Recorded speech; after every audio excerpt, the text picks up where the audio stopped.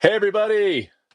Welcome to Porn Free Millennial Podcast. I'm your host Mac, and we have a very special guest today. We have Tim Ebel, who is the author of the Time to Thrive publication.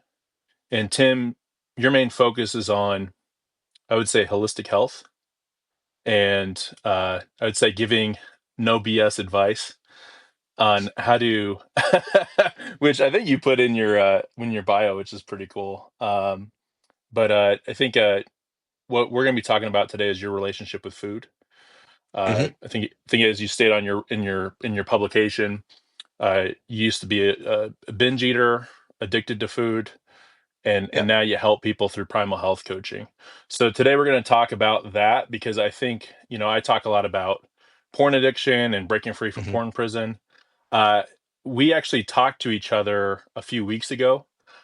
Tim was gracious enough to have me on his platform, and we actually both are survivors of the 3-day sardine fast, Yep. where you just eat nothing but sardines. So that's how we got to know each other. So I thought as we were talking last time, and allowed me to share my story, that there's so many different parallels. I feel like between porn Yep. addiction, food addiction, a lot of things that cross over. And I know personally for me, I still struggle with food. I still feel like Mhm. that's a outlet for me where, hey, I'm not looking at porn, but I'm gonna eat a little bit of more ice cream late at night or open that Mhm. bag of chips. So I think part of this conversation too, or I'll be taking notes on how to, I think, adapt my habits as well, because we might be taking care of one addiction or one challenge, but sometimes, and I know for me, we offload that to something else that we maybe justify in our head, hey, this is not as bad. But Yeah. it might be causing consequences down the road that are a little bit different, right? So, with that being said, I'll stop talking. I'll hand it over to you. If you just want to introduce yourself, a little bit about your story, that'd be awesome. We can start off there. Sure. Uh, and I have to say, this beautiful painting in the background here, this is the rental apartment, so which came fully furnished. So just so everybody Right on. knows. Good stuff. the the sardine challenge that was and the reason I actually started that sardine challenge or wanted to do that sardine challenge is because it supposedly eliminates all food noise, and I don't know how it worked for you on that account, but it definitely did for me. There was by the end of day three, totally not hungry. And Yeah, I guess from the binge eating and food addiction side of things, that turns to be the sticking point, right? Is that you're constantly planning and thinking about uh, mm, what kind of really tasty food or what where your next meal is going to be, and that's not just you know everybody's maybe struggles with that because even if you have a bit of a problem with food, you're never going to get away from it, right? sure. You have to eat. So, and we're surrounded by way too much food. But for me, it came from a childhood situation where we were really poor, and it's kind of paralleling your situation where were talking about porn when you were, I believe, 10 years old. Yeah, yeah. It would have started between 7, 8, 9, 10 in that area where things weren't very good at home. There was some violence and a bit of other abuse, and I was also being Gen X. I was totally on my own. Like all of the there was not much supervision, let's say. So evenings, I'd get home from school and had a bad day at school or knew that things were not going to be good in the house. And me and my brother would just go straight into making whatever we could with extra sugar in it. Okay. There wasn't always a lot of stuff there, but you could always make a cup of tea or whatever and just dump like 5, 6, 7 spoonfuls of sugar in it. And that's kind of Mm, where I think it started, is it was an escape method even back then, right? And then whenever there was good food on hand, we would just eat as much as we could possibly hold. Like that was the pattern. It's like nothing interesting for like a couple weeks. All we'd have would be there'd be time periods where all we'd have is potatoes, eggs, and oatmeal for like three okay. weeks straight. And then all of a sudden somebody would bring something better into the house, like chicken or whatever, and you just both me and my brother would both just fill right up, like because you don't know when the next time you're going to be not starving, basically for what you consider a treat, right? So Sure. carrying through and then just not realizing that it was a problem either is because uh, we all know guys that can eat, an entire pizza, and that's considered a normal thing, right? Yeah, that's I know him. It's me. But so now I realize, and I only came to this realization like this year even, is that what I was really looking for was that totally full feeling, because Mm, that's like emotional comfort for me, is mm, to have that pressure on the inside. So, and then I mostly had it like it never really caused, in quotation marks, that much trouble as I got into adulthood, although my weight would go up and down. But what really kicked off the problem for me was when we had some emotional troubles a few years back, uh, which revolved around our children, right? And I don't really want to get into the situation, but basically, I was really depressed and I was working away from home. And so my wife and I were phone communication every night. And I did talk to people at work about the problem, but it just sort of snowballed. And I started stopping every night and picking up fast food instead of cooking anymore. I stopped cooking for myself or preparing anything. I was just picking up gas station food or McDonald's or whatever. And then before you know it, I was picking up McDonald's and then also going to Wendy's afterwards. And then before you mm, know it, I could hit three places in one night. So, mm. and it was just uh, totally felt out of control. Like there was no stopping it. It was like a runaway train. And that would have been, that led me to uh, like really deep shame. Like there was no getting around the fact that I had a major problem. But at the same time, I couldn't talk to anybody about it. There was no way that I was going to be going to a doctor or talking to another guy about it or letting my wife know what was going on, even though. And since we weren't in the same town, I was living in my RV, and that just leaves you wide open to do closet eating or any other addiction, right? At that point, if I would have been the kind of person that would have picked up a bottle, then I would have been a major alcoholic. And that could have been even worse probably. Sure. Eh, So anyways, then I put on I think 45 pounds total, which I'm not a very big guy. So 45 pounds, that's like a third of my body weight. And at that point, no clothes don't fit, feel Right. ugly, and don't want to be caught without a sweater on. Definitely not going to the beach, and you don't want to talk to people anymore because you feel, even just walking up to talk to people, I felt, you know, basically unworthy. And after that started happening, I started eating even harder. Then Mm. I had to give up running because it was just too uncomfortable to run anymore. Which, but you just I don't know, you make all kinds of excuses for yourself. And it was right about that point where I started feeling kind of a bit suicidal and, thinking that it was either solve this problem or kill myself. Literally, that's how I was thinking. So, Yeah, and I yeah. knew that I had to talk to somebody about this, and I didn't know who to talk to. So I looked at books online, right, about Mm. eating issues. And that was even more of a downward spiral because everyone that I picked up, even if they said on the cover that it was talking to all groups of the population, I'd get like a chapter or two in, and it was obvious that it was totally aimed at women, and it would actually be uh, what's the opposite of misogynist? Anti-men. It would literally be Sure. anti-man and anti-masculine and blaming everything on men, which, justified, maybe that might be a totally justified position. But for me, it was very unhelpful because I'd go in Hard and to it relate to that. yeah, so it felt more and more like there was no way to turn for help Uh, so I ended up searching just locally online for fitness coach or for a personal trainer because I thought, well, maybe if I got a personal trainer, and I ended up finding a nutritional coach, and she turned things around for me. And all I needed was a way out, basically.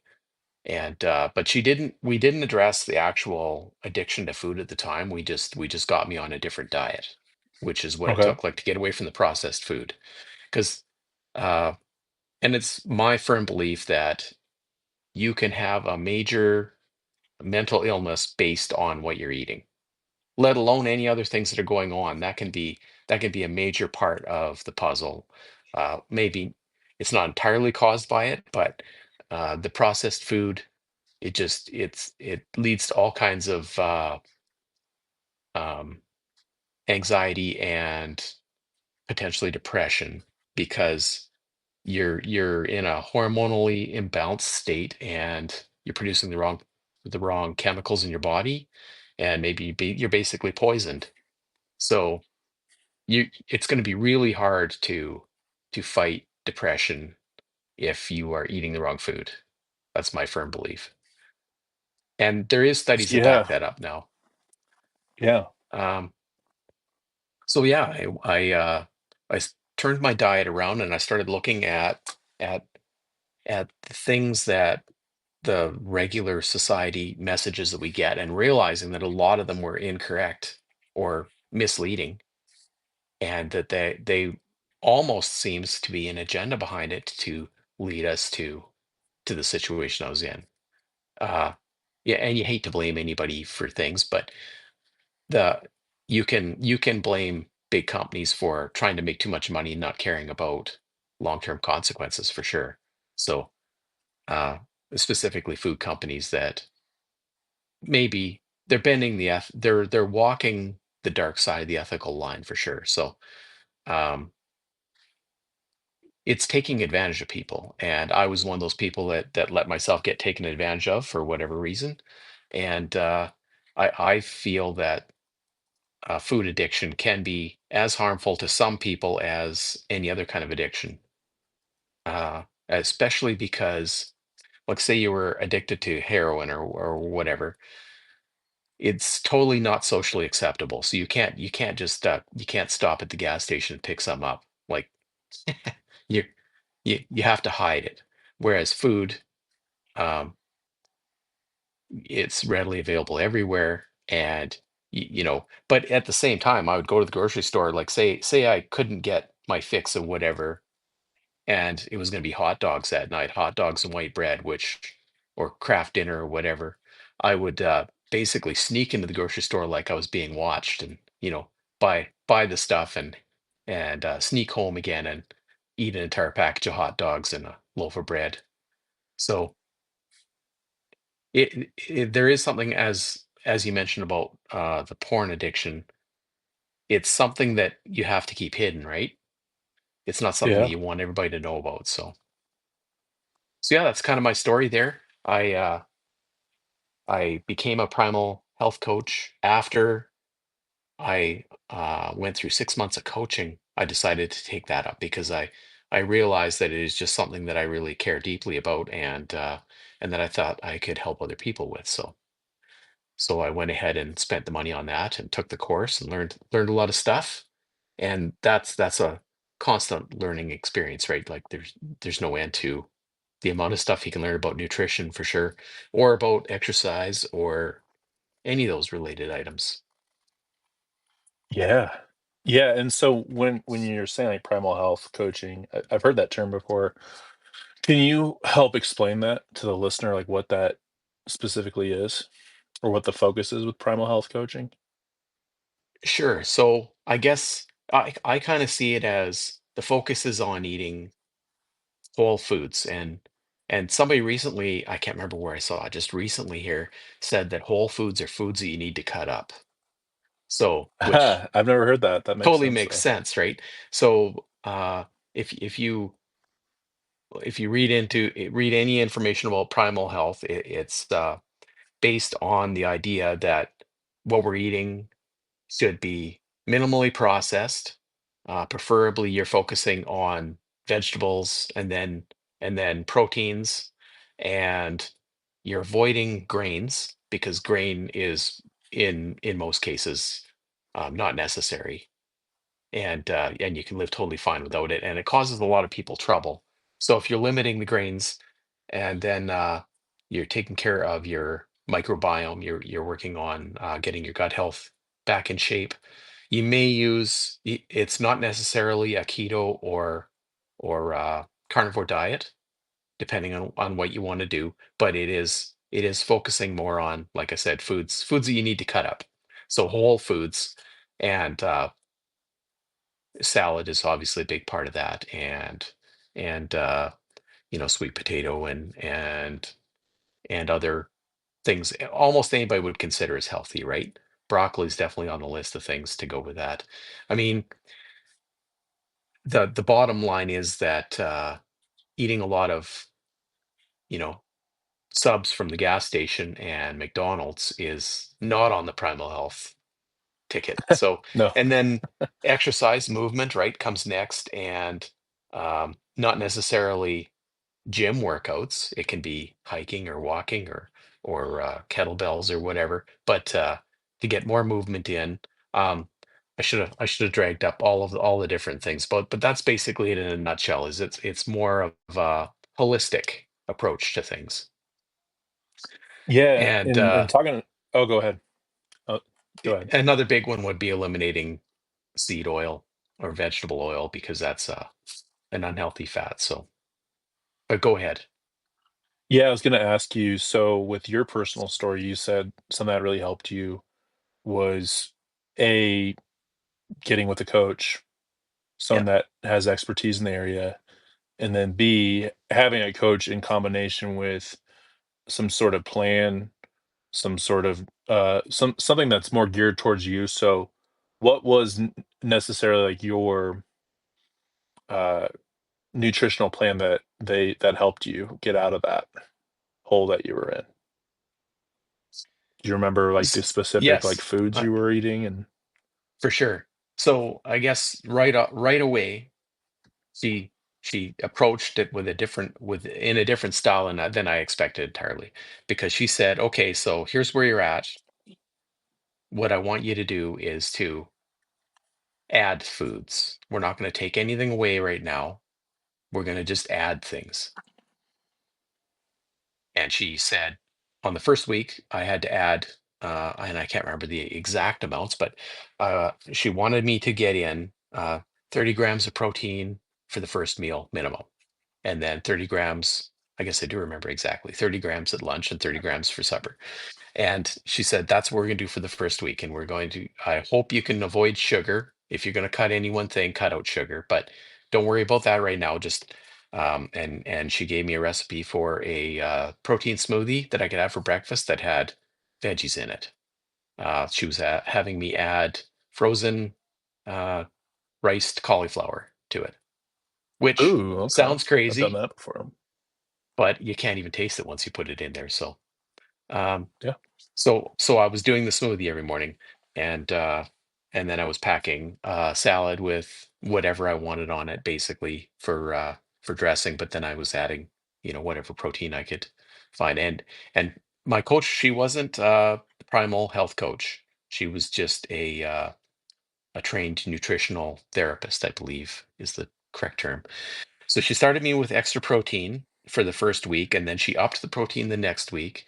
And then the following week, she started adding veggies. And she was adding a serving of veggies per meal. And what she ended up doing without saying anything was she squeezed out all the other stuff. Because if you're going to follow the plan, you got to eat this much protein and this much veggies. You just start having less and less room for anything else. And what it was Mm. doing by the end of the day was I was having trouble fitting it all in. And I was determined that I was going to follow the plan. And we were doing a coaching call once a week, plus texting and emails. And so she would send me a questionnaire, and I would fill the questionnaire out at the end of the week to say how I thought I was doing.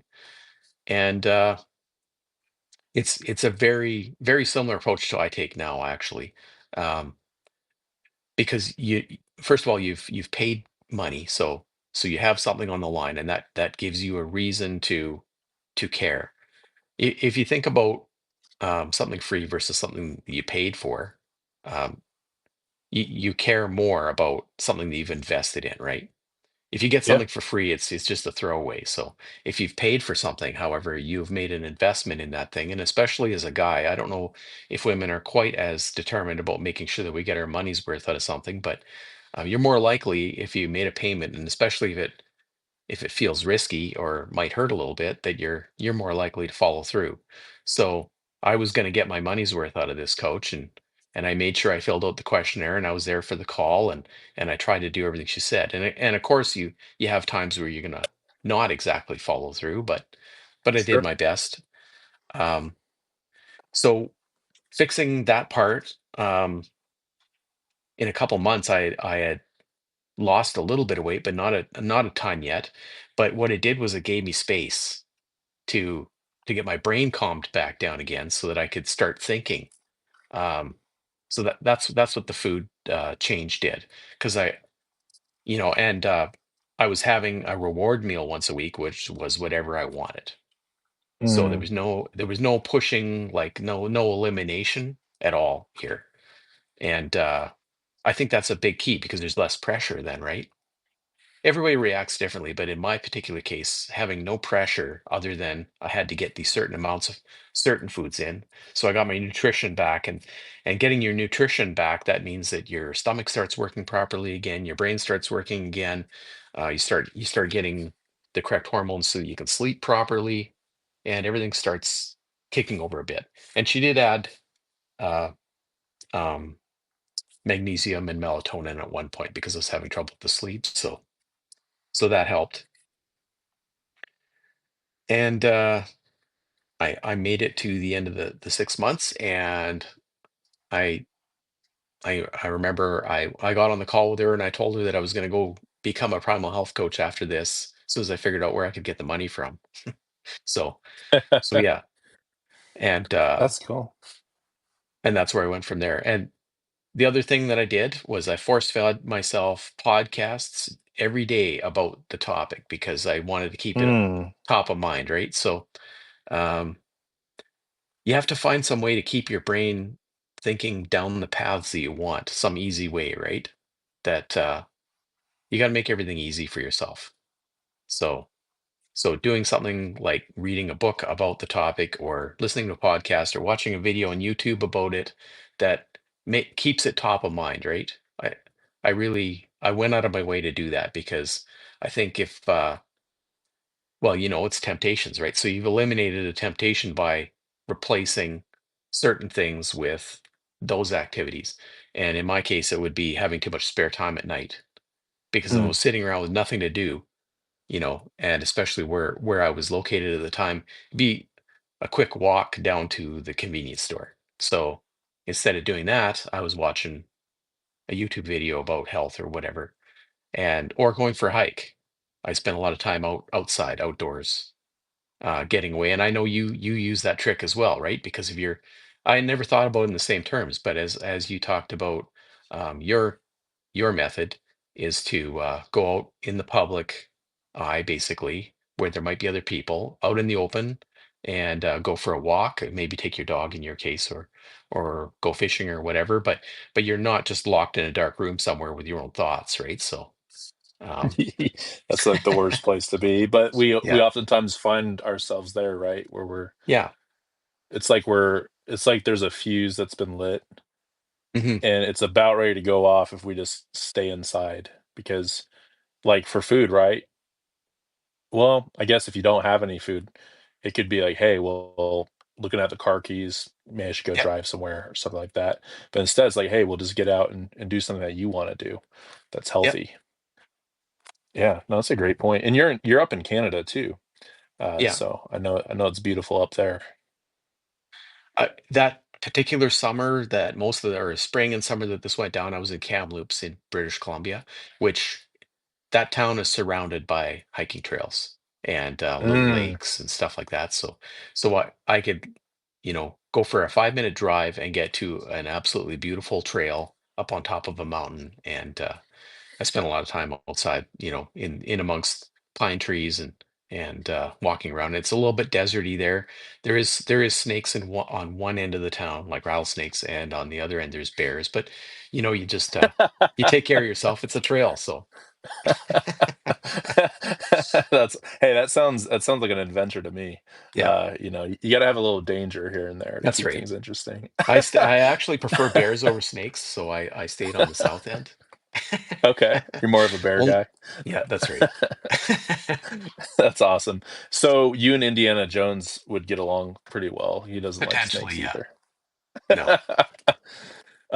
Got a comment in here from Danny McFarland, who I know you've talked to multiple times on your Substack. It is so important to replace the bad habit in parentheses addiction with a good habit. Mhm. Spot on. I think that's what you Yeah. were basically talking about, right? Is it seems like too just listening to how you start to turn things around with because I relate a lot to what you had to say with food, but then talking about porn addiction too, where it just feels like this runaway train. There's all this momentum going one way, which is not the good Yep. way. And it's almost like I think you are you a Star Wars fan? You like Star Wars? Yep. Older Star Wars. I'm not Yeah, okay, so necessarily. I knew it. I knew you were one of the real ones. But I use this analogy sometimes, but it's like the Death Star, uh, in the New Hope, where they literally cannot escape the Death Star's gravitational pull Yep. because it's the size of a planet. That's how I felt like a lot of times with porn, with food, with alcohol sometimes as well, is once you get in the gravitational field of whatever this is, you start to feel like you're just being pulled towards this thing and that you can't escape it because the the gravity of the situation or the gravity of your shame, the gravity of maybe the consequences that will happen. Sometimes they just feel like you can't escape them, like they're Yep. inevitable almost. And I think what really resonated when as you've been talking about this is once you start putting in good habits where there's no room for these bad habits, that gravitational field starts to weaken.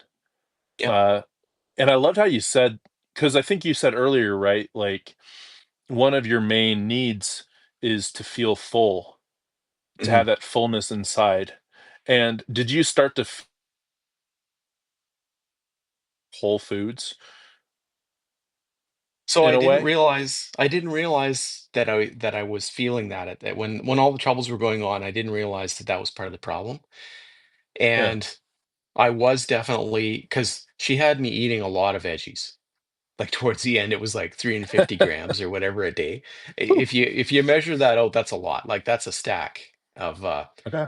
I was taking a big bag of carrots to work, and just raw carrots, and a big salad, and I was getting it done. Like I was, but at some point there, it was almost too much veggies, right? And I eventually started working intermittent fasting in, and I Mm, kind of threw myself into a tailspin because okay. so when I was staying totally full with those veggies and extra protein and everything else, because that protein shake in the morning too, that was like a I was not used to eating that much breakfast, and putting down up to 50 grams of protein first thing in the morning is pretty hardcore when you know 'cause, like I work long hours because I'm in the petrochemical industry. So if you get up at 5 in the morning like I do, and you make your smoothie, you're gonna drink it before it gets warm, right? So you got to get it in you before 6:30 at the latest. So putting that much food in first thing in the morning, I was full, and that was keeping me emotionally regulated, and I didn't realize it at the time. Mm, And then when I started intermittent fasting, it became like a swing cycle, if that makes any sense. I would um, not have any food until noon, and then have way too much food in the evening, is what was happening. right. So it was counterproductive at first, and I didn't realize what was going on. I didn't realize why I was getting so hungry, right? Um, but eventually that started, once I started taking care of the emotional aspect of things, that started going away, and the intermittent fasting worked like it was supposed to. So of course nothing's ever perfect, and we don't have Right. a steady state life, and emotions go up and down, but for a while there I did get at least the surface of the emotions dealt with by going to talk to some people, and you know working my way through it on my own. With I picked up a book about forgiveness, and for the book talked about forgiving yourself and getting forgiveness from other people, or feeling, you know. So um so I worked my way through that book, and that I did a whole bunch of shadow work, let's say, um which is never complete, and you dig up another nugget of suffering eventually. But um, y- once you get past a certain point, then you start realizing what it is that's driving you. And once you can figure out um, why you're doing things, you have so much better chance of counteracting it. So say I have a terrible day at work now, which everybody has a bad day at some point or another for whatever reason. And it might not be work; it might be you might have had a bad day in traffic even. But Mm, say somehow somebody gets in there and pushes your buttons. right. That's what it really boils down to, right? Is we've all got buttons close to the surface, and the wrong person gets there, and they see that, and their their personal struggle is that they have to push those buttons. It's not a choice. These people just show up, and you just match up, and they just start hammering on your buttons, and you had a bad day then. Uh, I think everybody can relate to that. So then, if Yeah. I have that bad day and I'm not paying attention to my emotional state, and I let it go on autopilot, I'll get like a feeling of dread inside of me. Mm, And what it actually is a feeling of my stomach being empty at the same time. And mm, if I don't realize that that's what's going on, I will just detour to the closest bad food source, preferably, you know, either gas station or fast food. Or if that's not available, if I don't plan ahead of time, I have to have a plan, because if I don't have a plan, um, mm, my subconscious mind will start kicking out thoughts like, well, you can just swing past that supermarket over there, and it'll trick me into getting into the supermarket. And then once you're in the supermarket, well, you're walking down, the chip aisle, or past the frozen pizza aisle, or whatever, like whatever it can, no matter what. Our subconscious minds are made up of different parts that they're not pulling the same way that we want to pull necessarily. You might have 8 or 9 chunks in your subconscious mind, and one of them, all it cares about is getting that fix. So it'll stick thoughts out there, and it'll trick you, and you'll before you know it, you won't even consider what you're doing. You just walk to the wrong spot of the store and pick that up, and you'll be heading to the counter. At that point you have a choice. You'll be like, why am I doing this? Oh well, too late yeah. now. And you just head straight up there and buy it. That's what happens to me, right? Once you go too far, you feel like you've committed, which your so what would apply there, correct? Is the so what? You could say, Yeah. okay, so I'm in the chip aisle, or so I'm right beside the cookies. So what? You could say that if you remember to say something like that to yourself. But you might Yeah. say, "Uh-oh, it's too late now." And once you have that thought, then you're done. So it's important to have a list of tools that you can pack around with you, really. Um, and then it's important to remember that you got those tools. Like, you've got a good framework, and I don't remember. It's so what, then what, now what? I can't remember your Ooh. list of things, but So is then what? So what? Now what? So you okay, basically had it. close. I'll Yeah, I'll give you close. 3 out of 3 on So that. yeah, if you have like, and everybody's got their different predilections for tools, but I feel like if you're an addict of anything, you got to build yourself a toolbox, and you got to pack. It could be you get a tattoo on your arm that says the thing, and you look at that, or it could be that you like to journal a lot, and first thing in the morning you ask yourself, how can I make sure that today I have a good day? Like there's all kinds of tools. I'm a big fan of making up tools and methods. So I have I've been slowly writing about them. I never considered to share them until a few weeks ago, like the actual Okay. specifics. But I'm planning on writing all the ones I use down because everybody's different and you need a wide variety available Yeah. because one of them will match up with with what works for you. So so Love yeah, for that, Tim. me, one of the tools that I use is I food prep. I food prep the Oh, shit out of okay. my life, and then if if I and I when I go to the grocery store and I'm in a good range, I uh I go out of my way to buy way too much of the things that I'm supposed to eat, so that when I bring that home and I put it in the fridge, and like I said, I'm on the road every week. I spend half my week at home and half my week at work. So half the week I'm totally relying on myself to keep out of the ditches. Um, Nobody there to guide me, like nobody else to answer to. So on the way to work, I stop at the grocery store and I pick up a couple steaks and whatever things that I consider the correct food, right?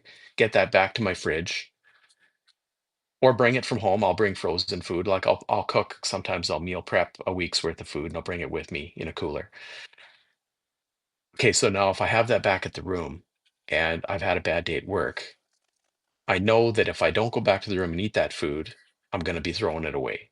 So Mm, that's then that's a waste, right? And then I've just sabotaged myself. So I have to remember that. Like I still have to remember that I got the food at home. It has to be something I want to eat. Like you have to make it as easy as possible on yourself. You can't make anything that's like a challenge. It has to be like, okay, I've already made this decision and I've already got something I like eating. So there's no options to screw up, right? Like I've taken care of all the holes. And yeah, because I guess it would be just a matter of me letting myself go for a month and I'd be back to where I was, is how it feels. I know it wouldn't be quite as bad because I've got the experiences, but it does right. feel like it is a slippery slope. So you take care of that slope. You put some sand on it so it's not slippery anymore, and you add friction. You make it harder to screw up. I guess relating that to a porn addiction, you add friction by removing your devices from your bedroom and by making sure that like you said you're out in the public instead of in a dark room and you add as much friction as you can. Like there's no reason that we need to do everything by willpower and hard. Like we make it easy. And I think if we maintain uh, a good like obviously you're gonna have challenges, you're gonna have setbacks and stuff, but if you maintain a fairly even slope of a rise over long enough time, Mm, we build good habits, and then you can rely on those habits. Um, yeah, I've talked a lot about that now, so I love and if you're watching, I'm looking down. I'm just taking notes yeah. because I think there's a lot of really good stuff in here. Yeah, and I mean, it's just kind of nuts. This is our second time talking, and I feel like as you're talking about your of food and building habits and having a toolbox, there's so much application, right, to porn or to other things that we might be struggling with compulsively that we know is not healthy for us. So I really love that because I actually I've had a few times actually. So we have a Bucky's in Colorado. I don't know. You're from Canada, so you're probably you Americans are Nope. crazy. But Bucky's is like this giant, crazy, like bright lights spectacle, American spectacle that started in Texas, and it's just this giant gas station, and uh they have like this giant thing where they'll like make meat and like cut up brisket and stuff Oh and yeah. all that. So I've had some times because it's between my girlfriend's place and like where my home base is. So that's one thing that really resonated with me. I had one time actually I went in there where there's part of me that pulled me in there.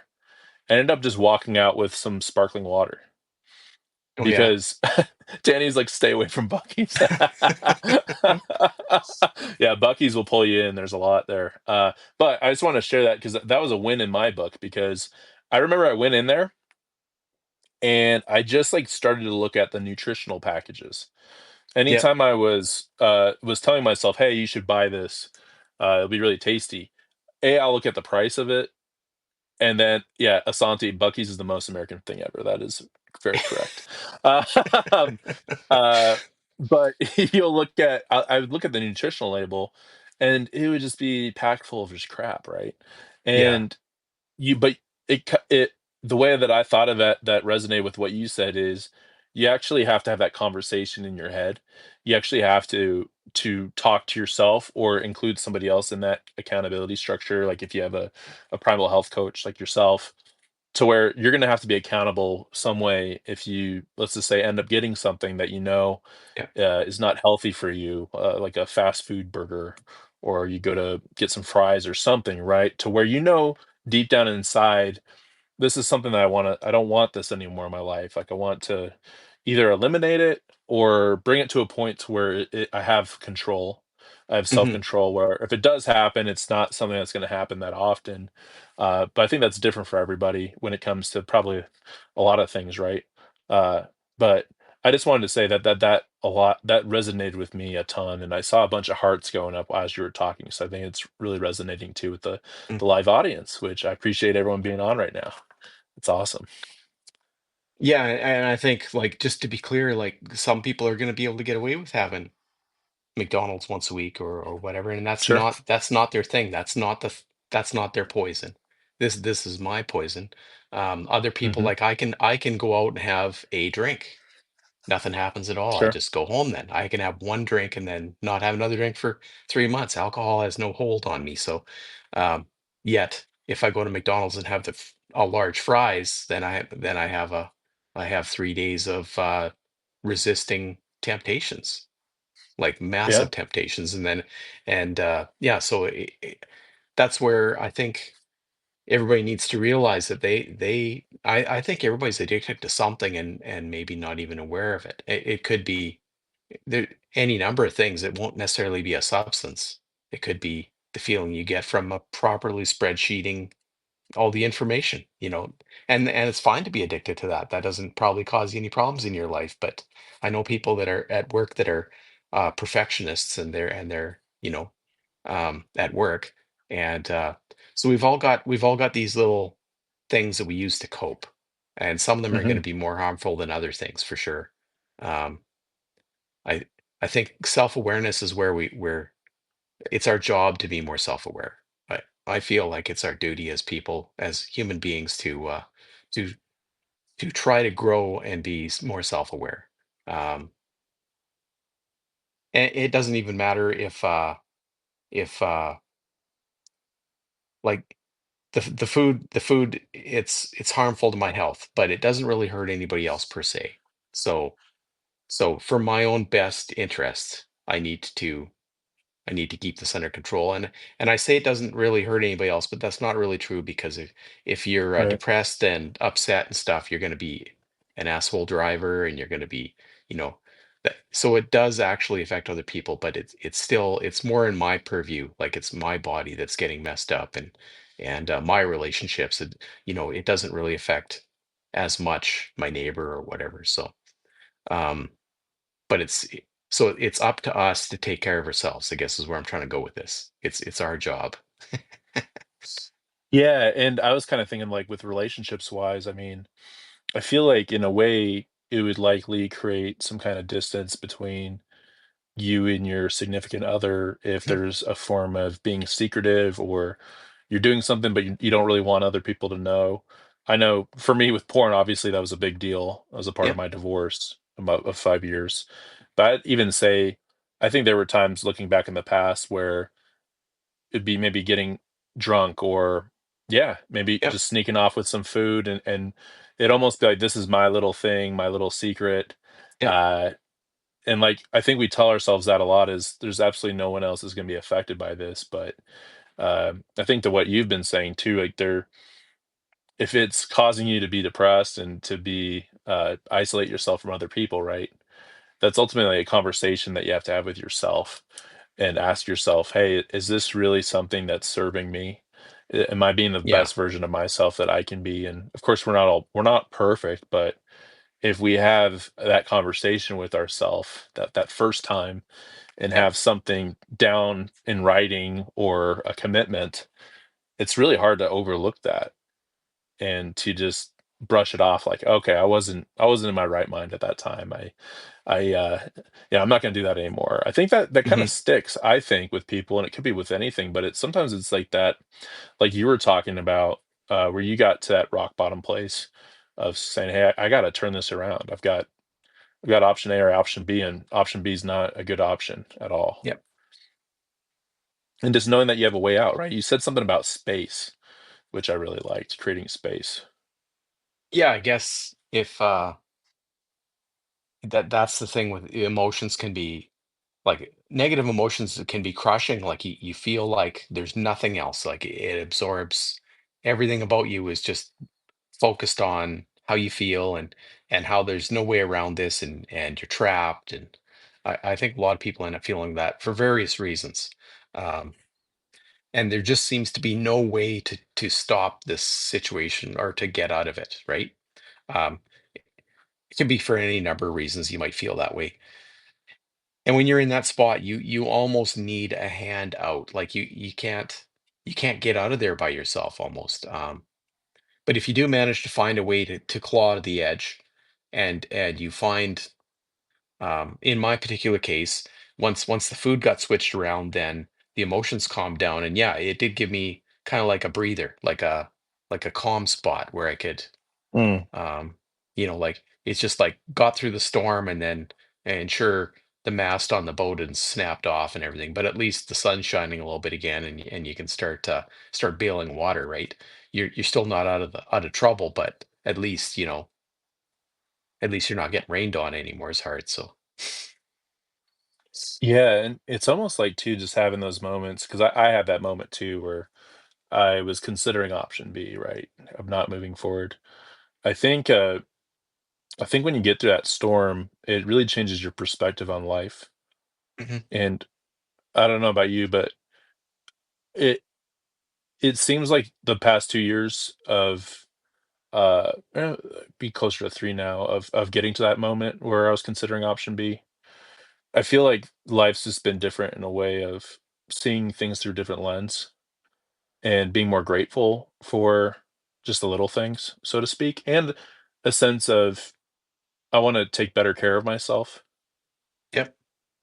uh, because what my actions have consequences, not just to others, but to myself, and I don't wanna keep living my life this way.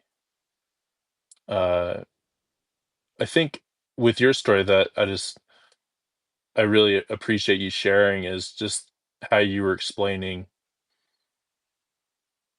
you started to kind of address that problem or that deep down trauma or what you're trying to cope with, almost like you started to solve that or started to build that momentum maybe initially without even understanding how it all connected, but just by focusing on like simpler, hey, I'm going to start moving this into my diet.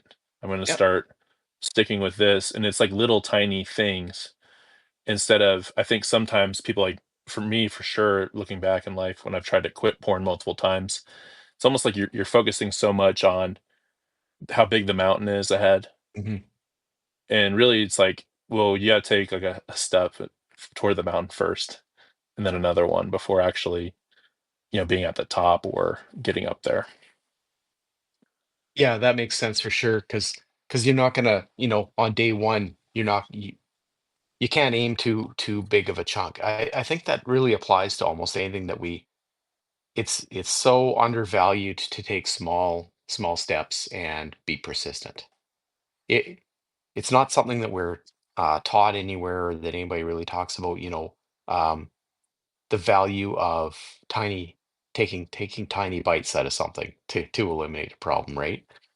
We Our society is all about quick fixes and instant millionaires and making $1 million in a year and all this stuff, and that's that we're programmed to think that way, but in it just doesn't work that way. It's just like you don't go to the gym, a scrawny 16-year-old, and a year later you put on 100 pounds of muscle. Like,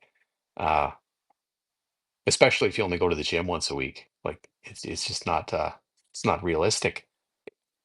But if that same 16-year-old goes to the gym for a decade, then then he is somewhere. So persistence, it works in every area of your life, really.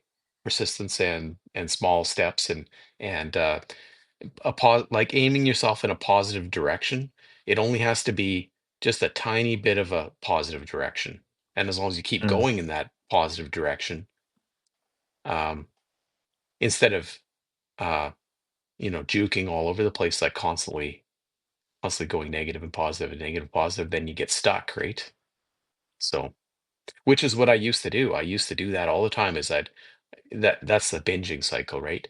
You know, mm. go hardcore and eat as much as you can possibly eat until you know you basically almost putting yourself in the hospital, and then you know eat really healthy, what in quotation marks healthy for a week, trying to counteract it. I was constantly doing that uh, because that's diet culture. That's what we're trained to do. Um, whether some people think that it's all just women and men have nothing to do with it, that's what we're all brainwashed to think, is that, oh, you what healthy eating is steamed chicken breast and raw broccoli, and that's what you got to eat, like, totally flavorless food that nobody wants. That's so true. Insanity, taking the Uh, chicken skin off and throwing it away, insanity. But anyways, that's that what we all makes me do, right? cringe thinking about it. Okay, so I don't. So this is a perfect segue because one of our audience members, Asante Logan, shout out to you. He's got great poetry. Definitely check him out. Shout out to him. But he made a really good point that I think maybe can lead into a different part of this podcast and conversation that I think will be really interesting to talk through. Is this more of, and you were just talking about this, how we're brainwashed to think a certain way culturally about food. I think it's such an interesting topic to talk about because literally, right? You were talking about it earlier. We've been like poisoning ourselves for decades without even really, it's like we know it, but we also are fine with it, which Hmm. is, I mean, thinking about it, I mean, so I think I shared with you and the people that follow me, I was in the mountains with some friends over the weekend, and it was really interesting. We had this discussion about pop, or some people call it soda, or some people call it soda pop. What do you call, do you call it soda, pop? Is there a I different guess we call word it in pop Canada? up here mostly. Pop. Okay, I'm more Yeah. I'm more kind of a pop guy too. Maybe that's the mountain time zone. Yeah. Uh, but just of how I almost feel like, you know how you watch a movie today and barely anyone's smoking Yep. cigarettes, but you watch a movie that's maybe set in a time of the 70s or the 80s, or you just watch an old movie, right? And like everybody's smoking. And there's almost a nostalgic look back on it. Now today that, oh my gosh, that Yeah. person's going to get cancer. How unhealthy. I feel like pop and soda is going to be the same way. So when we look back 10 years or 20 years from now, hopefully we look back like, oh my gosh, that pop is like poison in a can and they're Yeah. just drinking it and they're trying to be cool. I feel like it's a cultural thing. And Asante said something of non healthy habits and things both physically, spiritually, are more commonly promoted than healthy habits, things in our culture. So I Yeah. thought that that'd be an interesting thing to talk about from your perspective. Just yeah, if you just want to take it away, just with a cultural perspective on food, on diets, and just like what like, where did it go? Where did it all go wrong? And where do you see things like Yeah. right now? I think you said something really interesting there. You said we've been poisoning ourselves, and I guess we're just somehow okay with it Mm, because we all know. right. Like Danny and I have been doing these food label, or we're going to be doing more of these food label exposés. It says right on the label that they're lying to you. and, and somehow everybody's okay with it. Like I go to the store here in Canada, and you know how hard I've tried to find sour cream that actually has cream in it? That's ridiculous. It makes no sense. It doesn't have cream in it, but it's called sour cream. Um, for instance, or it says made with olive oil, and what they mean is they used a tablespoon of olive oil in a giant thing of mayonnaise. Like, Jeez. and the rest is vegetable oil. So they are literally. It's food fraud. They're committing food fraud, and we're like, oh yeah, you guys, haha, boys will be food company boys will be boys, kind of, like they just let them get away with it. Nobody cares, and everybody just keeps buying the stuff and eating it. And I consider it to be like a massive self-delusion of some sort. I don't understand it. And Yeah. I And was part of it for the longest time. It's getting to the point now where it's super frustrating because I read so many food labels now that I go into the grocery store and I'm like, just shake your head and what are they going to think of next? And I'm watching some of the products get worse. Uh, for instance, um, the dairy products in Canada, at least, the amount of carbs is going up and the amount of fat is going down, even in the full fat. Like I don't know. You read if you read the label, the carbs are going up in the dairy products over the last 2 years. So things are still getting worse. And then you go to the gas station and there's an entire wall of energy drinks. Like we're talking the entire one wall of the gas station is just energy drink coolers. Like nothing else on that wall. Maybe some water and energy drinks, which or like the it, coffee that's like, hey, it's a frappuccino, but it's got like yeah, 40 grams of sugar, 50 grams of exactly. carbs. And that's all on that wall is just sugar drinks with extra chemicals in it. So, and that, and like you said, people are drinking the stuff, and that's making them cooler, or they think they're being cool, right? And that's exactly what they're selling is they're selling the cool factor, Monster Energy drink or whatever, and people get stickers and put it on their truck and everything else. And it's really not cool though. Like if people Yeah. actually taste those things, like I've had a couple energy drinks and that's it. I don't like the way they make me feel, but they don't taste all good to me either. Like they're over the top. It- It's interesting too because it's like because to I don't think I've really told anyone this, but one of the things I gave up for the year was energy drinks. yeah. So I've been alcohol free since, gosh, I think close to 100 days now, and same thing Mm, with energy drinks. So that was actually something I was doing was a habit was anytime I'd go see my girlfriend to visit her and I was coming back to my mhm. home base, my RV was, I would stop and get an energy drink. That was just something that I did. And sometimes I get two, sometimes I get three, sometimes I get five. Dude, I remember Christy Keller. I've never sipped an energy drink in my Oh, life. you've dodged a Yeah, bullet. you've dodged a bullet. And I think Danny said something too. I think she just said, well, why would they want to poison our food? And we are so trusting to what we are told about food and food marketing. I think it's so true. And I think it's such, and I was going off on a little bit of a tangent with energy drinks, but I also think it's like how things are packaged, right? There's some things that are packaged that look healthy, right? Mhm. Just the way that the package looks, it's very aesthetically Oh pleasing. yeah, Definitely like some of the colors or the artwork, and you're like, oh wow. And they kind of do that with yeah, like beer and stuff too, where it's like, oh my gosh, like what a cool label. Uh, and it's so interesting because not just a thing for adults, but I think more importantly, and some of that pisses me off when it comes to my topic of porn, right? And I talk about, hey, I yeah, got addicted when I was 10. I think it's the same thing with kids. I mean, gosh, like every kind of food, and I'm not judging parents, right?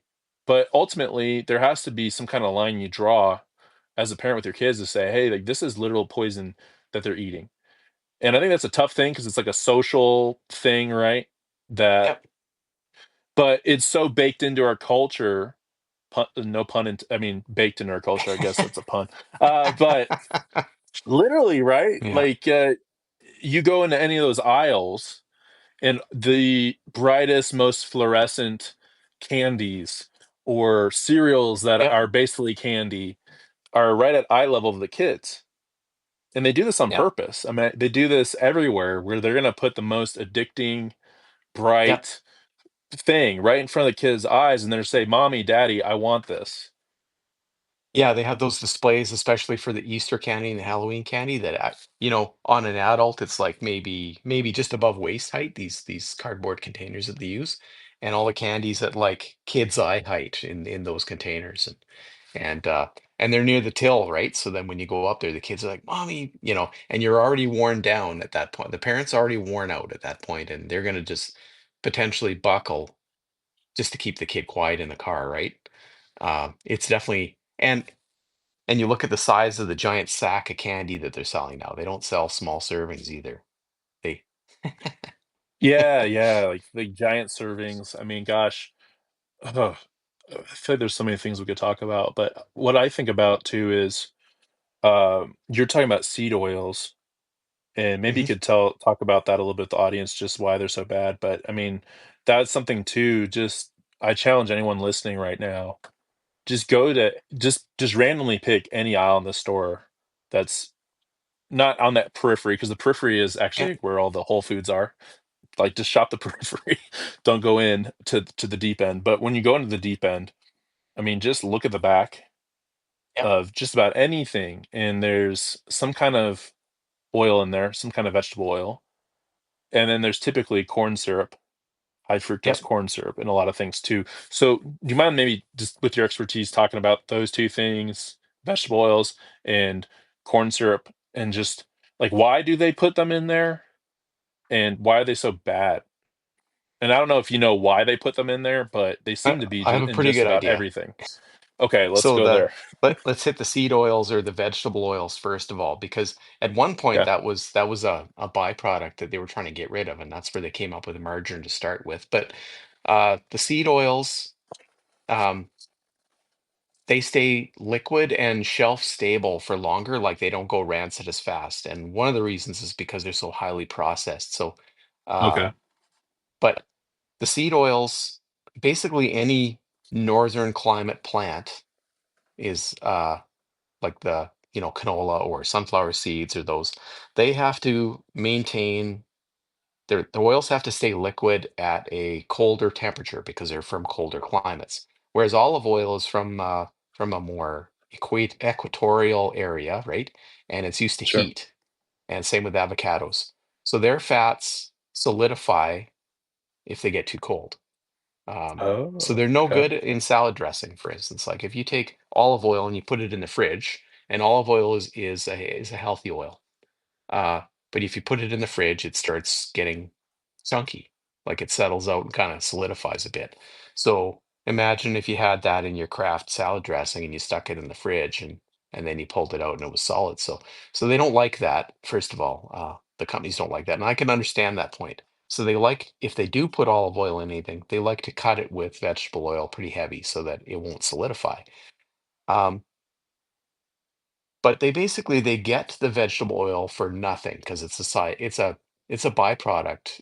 Some of it is like um, and the other crops that they grow, such as canola or rapeseed, it's they just get such a high production of it that it's dirt cheap. So they want to put it in everything. Uh, and what happens is that your cell walls, for instance, are 80% cholesterol. So as you're eating the seed oils, your body has no choice but to build it out of whatever fats it's getting in. So the seed oils is what it gets made of. Your cell walls get made out of, right? Um, Mhm. and the other proteins in your body, everything gets contaminated with the seed oil, and it's an inflammatory substance that creates free radicals. So it causes general chronic inflammation, Mm. and it has a half-life. It takes a long time for it to get back into your body, and I can't remember if it's 420, so 600 days. I should memorize the number, but there's an extra large number of days that it takes for half of it to leave your body. So that if you have a really seed oil heavy diet, you'll be loaded with it for 3 to 4 years before you get, if you stopped eating all of it entirely and switched to just say olive oil or whatever, it would take a long time to get it out.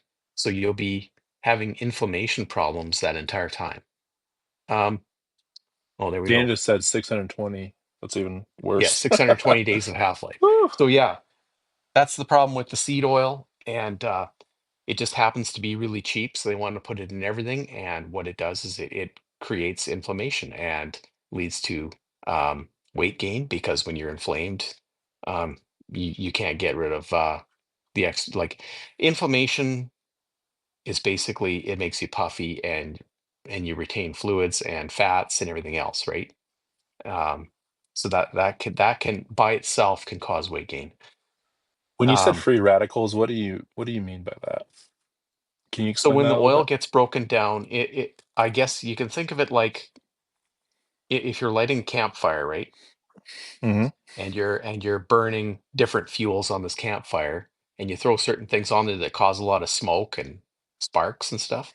That would be how that oil, when it's used for energy, it burns it. It throws electrons off and Okay. basically cruds up the system, and those electrons smash into your DNA and leave holes, and that leads to mutations, which can lead to illness. So Gosh. it causes a lot of damage to your mitochondria, and they don't function properly when they're burning either too many carbs or too much of the wrong kind of fats. So they prefer, you know, it's just like it's the wrong fuel for your car. You can think of it that way. It's like the crappiest. It's like mixing diesel in with your gas and dumping it in your gas car. It's not helpful. Um, the problem is we are trained to like the taste of them now. So because your taste buds adapt to whatever you eat all the time, right? And if you're used to things that have a lot of vegetable oil in them, then you get. I wouldn't say crave it, but I actually really like the taste of margarine because that's what I had when I was a kid, Okay. and uh, and I kind of miss it, even though it's one Yeah. of the worst things you can do for yourself is to slather margarine on everything, but I still miss it. So it's basically getting used to the poison you've been eating, right? Um, in that case, butter's Well, pretty good because too, though. But because typically, right, like a lot of these foods also have additional ingredients in them, like Mhm. MSG, right, that Yeah, actually can cause that. Yeah, it can cause that craving, right? yeah, Ugh, and man. then we haven't even covered So rough. the so the high fructose corn syrup. It says it right in there that it's made mostly out of fructose, so that particular sugar gives you the highest insulin spike. Mm, So if you get something with high fructose corn syrup in it frequently, then your insulin is spiked all the time. Um, which means that you become insulin resistant. And once that starts happening, then your body has to crank out more and more insulin to do the job because the old amount isn't working anymore. So that can lead to prediabetes and diabetes in itself. But because they put so much high fructose corn syrup in things, that uh, gets us adjusted to eating sweeter and sweeter foods. So that mm, at a certain point, now you kind of need that extra bit. It's like when I don't remember which podcast I heard that in, but um, imagine you've got a parent that the kids are misbehaving, so she just yells at them a little bit, and then at first they toe the line, but then the next day they're misbehaving, and she has to yell at them a little louder. But she never does, like, all she does is yell at them so the kids don't stop doing it, and then she yells louder and louder, and then eventually the kids don't even know that she's yelling anymore. It's just background noise. So the more sugar you add to your diet, uh, it becomes background noise to have a little bit of sugar. So now you're used mm, to eating sweet things, and it right. changes the way you perceive food until you reprogram, which is possible to do. Yeah, that's sometimes like I've been around people before where they literally will say, "Oh yeah, I'm eating healthy." And maybe it's healthy relative to what they have been eating, Mhm. but it's still not healthy. It's still not good. It could say, "Hey, instead of eating this high fructose corn syrup thing, I've moved to just eating pizza or whatever." I don't know. Yeah. Just it's like almost like you're shifting things, but you're actually not going to the root of it or having a full maybe awareness of what's truly healthy, what's not. And would you say with that high fructose corn syrup, is the reasons for putting it in similar, you think, to the seed oils, where it's a something for them to reduce their margin? These company, I feel like that's typically Yeah. most I, time that's the answer, probably to most of I these think things, so. right? Well, and they've done lots of studies, and the food companies have paid for these studies where they test different puddings, say, to see. what kids will pick the most often, what they'll crave the most, like, and they'll use actual children to do the testing, right? So they, parents get paid or however it works, and Dude, they'll give the that's kid two messed samples of the up. pudding, and they'll say which one, and the kid will pick, you know, and they keep giving them one with more and more sugar until they hit the bliss point, I think they call it, where it's irresistible, basically. So they've chosen the amounts based on what's going to sell the most product and be the cheapest at the same time. And you can say, well, that's just business. But the thing is that these companies also have no reason to not know the long-term effects on the public. So at the same time, right? They're just going to get their money out while they can. If it takes 30 years to kill you, then it's something that's really hard to trace, right? Um, so Yeah, no and then harm, if no there is a foul. lawsuit, I mean, and that's the thing that really I really it really bugs me and makes me really upset of how these companies are so powerful, they're so big, they're in bed with the government. So Yep. then they can get away with this stuff, and then if there is enough social pressure, and I think a lot about the cigarette industry and how there was a movement, there was uh, change, I suppose. But Hmm. I don't know if you know this. This is some kind of, I don't remember where I heard this from, but let me know if you've heard this before. But I'm pretty sure that there was many executives during the 80s and the 90s from big tobacco that moved to big food, I and had that I had read that somewhere, yeah, that that's the case. Yeah. and it doesn't surprise me because it's like the masters of addiction. They Mhm. know. I don't know if you've ever seen the movie. It's a really good movie. I need to rewatch. It's called Thank You for Smoking. I haven't watched that one, no. Oh my gosh. If anyone's seen that, let us know in the chat. But I remember watching that in high school, I think. And that was around the time when I was in high school, was in I graduated in 2009. I think that was around the time Super Size Me came out. And Super Yeah. Size Me, I think, had a really big impact socially. Well, we're I would say it did something. I mean, I think the funny thing about it all, and let me know if you agree with this, but it's like we get really upset, we do something, and Yeah. then it's like a few years later, it's like it gets like worse or more embedded, just in a different way. Like you Yeah. could say with cigarettes now, we have vaping, Yeah. which you could argue maybe that's just as bad potentially with how that gets into your bloodstream and affects your DNA. I've heard things about that. Uh, so it's almost like these companies, they get caught red-handed and maybe they do have to become accountable, but then they'll just shift over to something else. And I think with food, it's a huge thing, right? Because this is literally what we're putting into our bodies. Mhm. This is It's yeah, literally it's what your what, body's made out of. right. But it's so crazy because it's like, what a concept. It's like I mean, it's almost like where you're Aristotle saying these truths out there, and people are like, "Oh wow!" But you think about it, like, yeah, duh, like it's what you're putting in your Yeah. bodies. But if you're programmed since you were a kid to be addicted to sweets and to candy, things that are bright, things that Yeah. are tasty, I get it because I think once you've been addicted to something and you break free of it, you see things differently, right? You see, Mhm. and that's where I see food in my personal life where I still struggle, is I can see it. And then I'm like, okay, I'm making this knowing choice now to go to the fast food or to do this, this, and this. But I think it's a program thing, right? Like it's something that happens early on, and you're talking about it in your life where sugar became such a ingrained Yep. staple, right? But that's wild. So sorry, I went off a little tangent there, but I thought that'd be an important thing to bring up to the audience is that I think a lot of the people that were in big tobacco are in big food. Yeah.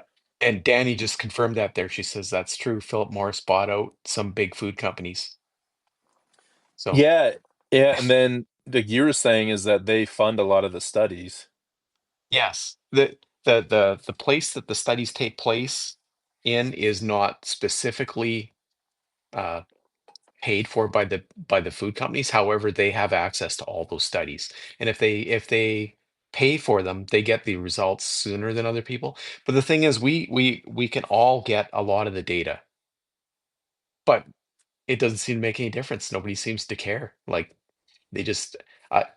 human nature, I guess, is a funny thing, right?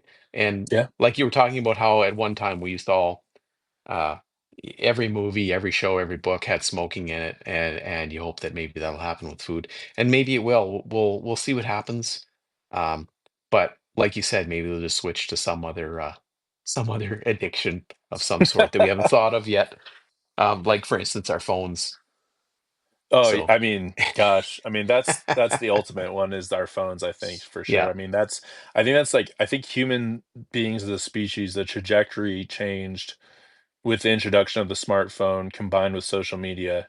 I think that's when we completely started to change as a species, start to move in a different direction with things because yeah, it completely changes how we interact with the world. Yeah, Christy, literally everyone. Yeah. And I think that's what we're starting to find out more and more, right? I talk about porn addiction. I think that's a thing that many people struggle with, yeah. especially And men, that's right? it's a hidden one too. I'm sure it's highly prevalent. Highly So prevalent, something you don't want to talk about, something that does have 16% of consequences. women apparently have a problem with it. So Yeah, yeah, and that's kind of it's really sad because I think it used to be I feel like where it was mainly a yeah, thing for men, and now it's starting to become uh, a compulsive habit for women too, right? But I think like porn, I think on an even bigger scale, I think comparable to phones is food, and especially food that's not good for us, food that's yeah, ultra processed, that has, like you said, seed oils in it, corn syrup. yeah. It Oh, has it man. has all of the signaling elements uh, cleaned out of it. Like it's been processed so that all the things that would normally give your body the chemical signals that it needs to know that it's got nutrition in it are missing now. So it's easy to overeat it, and your body doesn't really know what to do with some of it. It just it's like Yeah. it's unnatural, literally unnatural. So Yeah, and so it's almost like we're in this time right now in 2025 where it seems like addictions are skyrocketing. mhm. Uh, you have basically any kind of addiction through the palm of your hand, through your phone, really. Because when you think about it with food too, right? You've got DoorDash, you've got Grubhub, you got all these apps that are geared towards, hey, I don't even want to go through the effort to get in my car No, and to drive somewhere. and I'll you just know an order it on my interesting thing, phone. yeah, Yeah, an go ahead. interesting thing about those apps and that service is, since I moved away from Kamloops where I had that problem, I just don't use those services because Yeah. it's making it too easy for myself. So that would be like an alcoholic living next door to the liquor store. Like you just don't do that, right? Yeah, You or having move like an somewhere ordering else. service. Yeah, You could like exactly. order alcohol to your house Yeah, or yeah. something.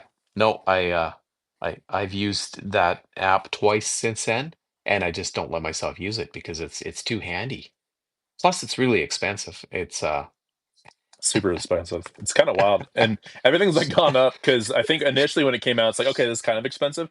And now it's yeah, like if you just get a meal for two people, it's like $50. yeah. If if you're just getting, some fast food or something. I think that's wild.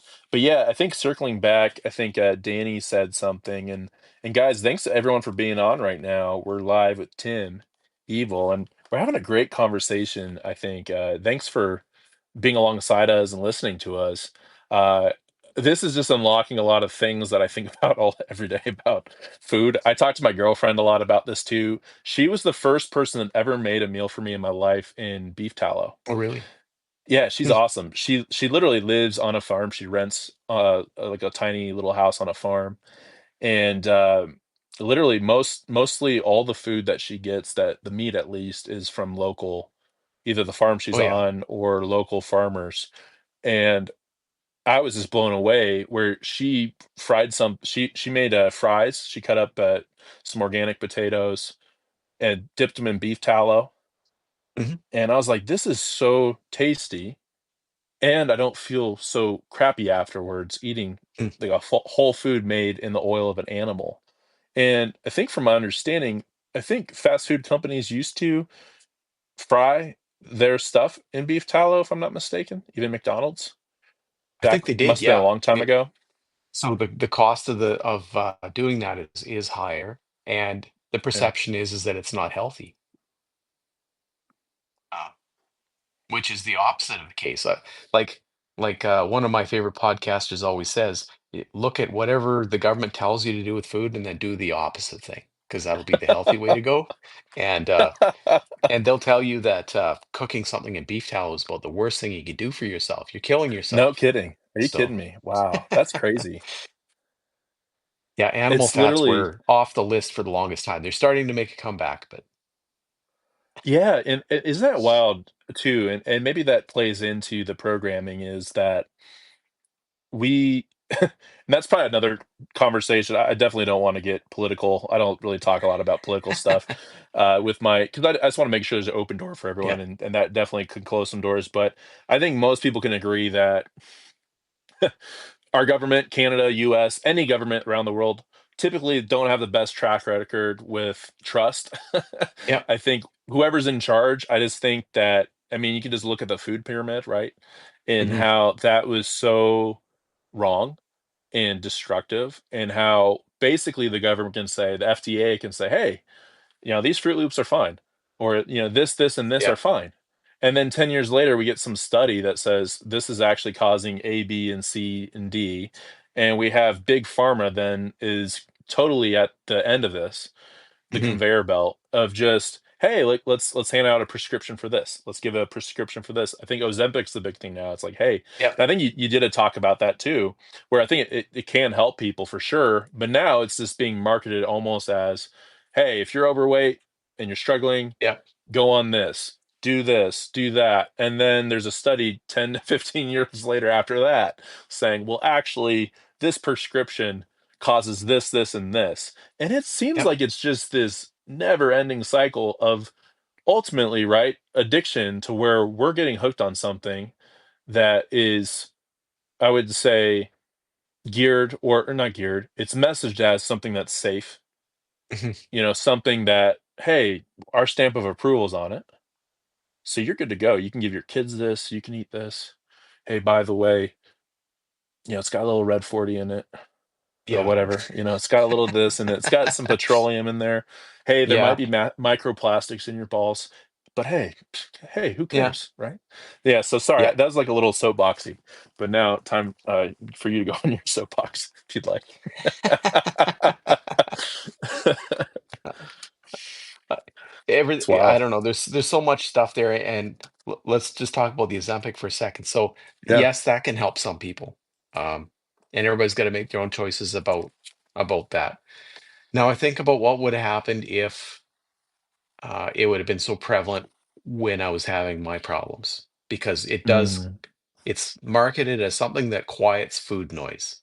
So what would have happened if it would have been available when I was desperate? I probably would have made myself go to the potentially made myself go to the doctor and got on Ozempic, and maybe that would do the job, maybe it wouldn't.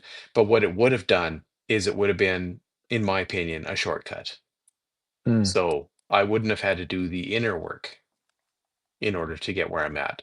So maybe everybody isn't capable, like everybody's in a different place in their lives. And at that particular time, I was in a place to do that work. I had the resources to find some way to get it done.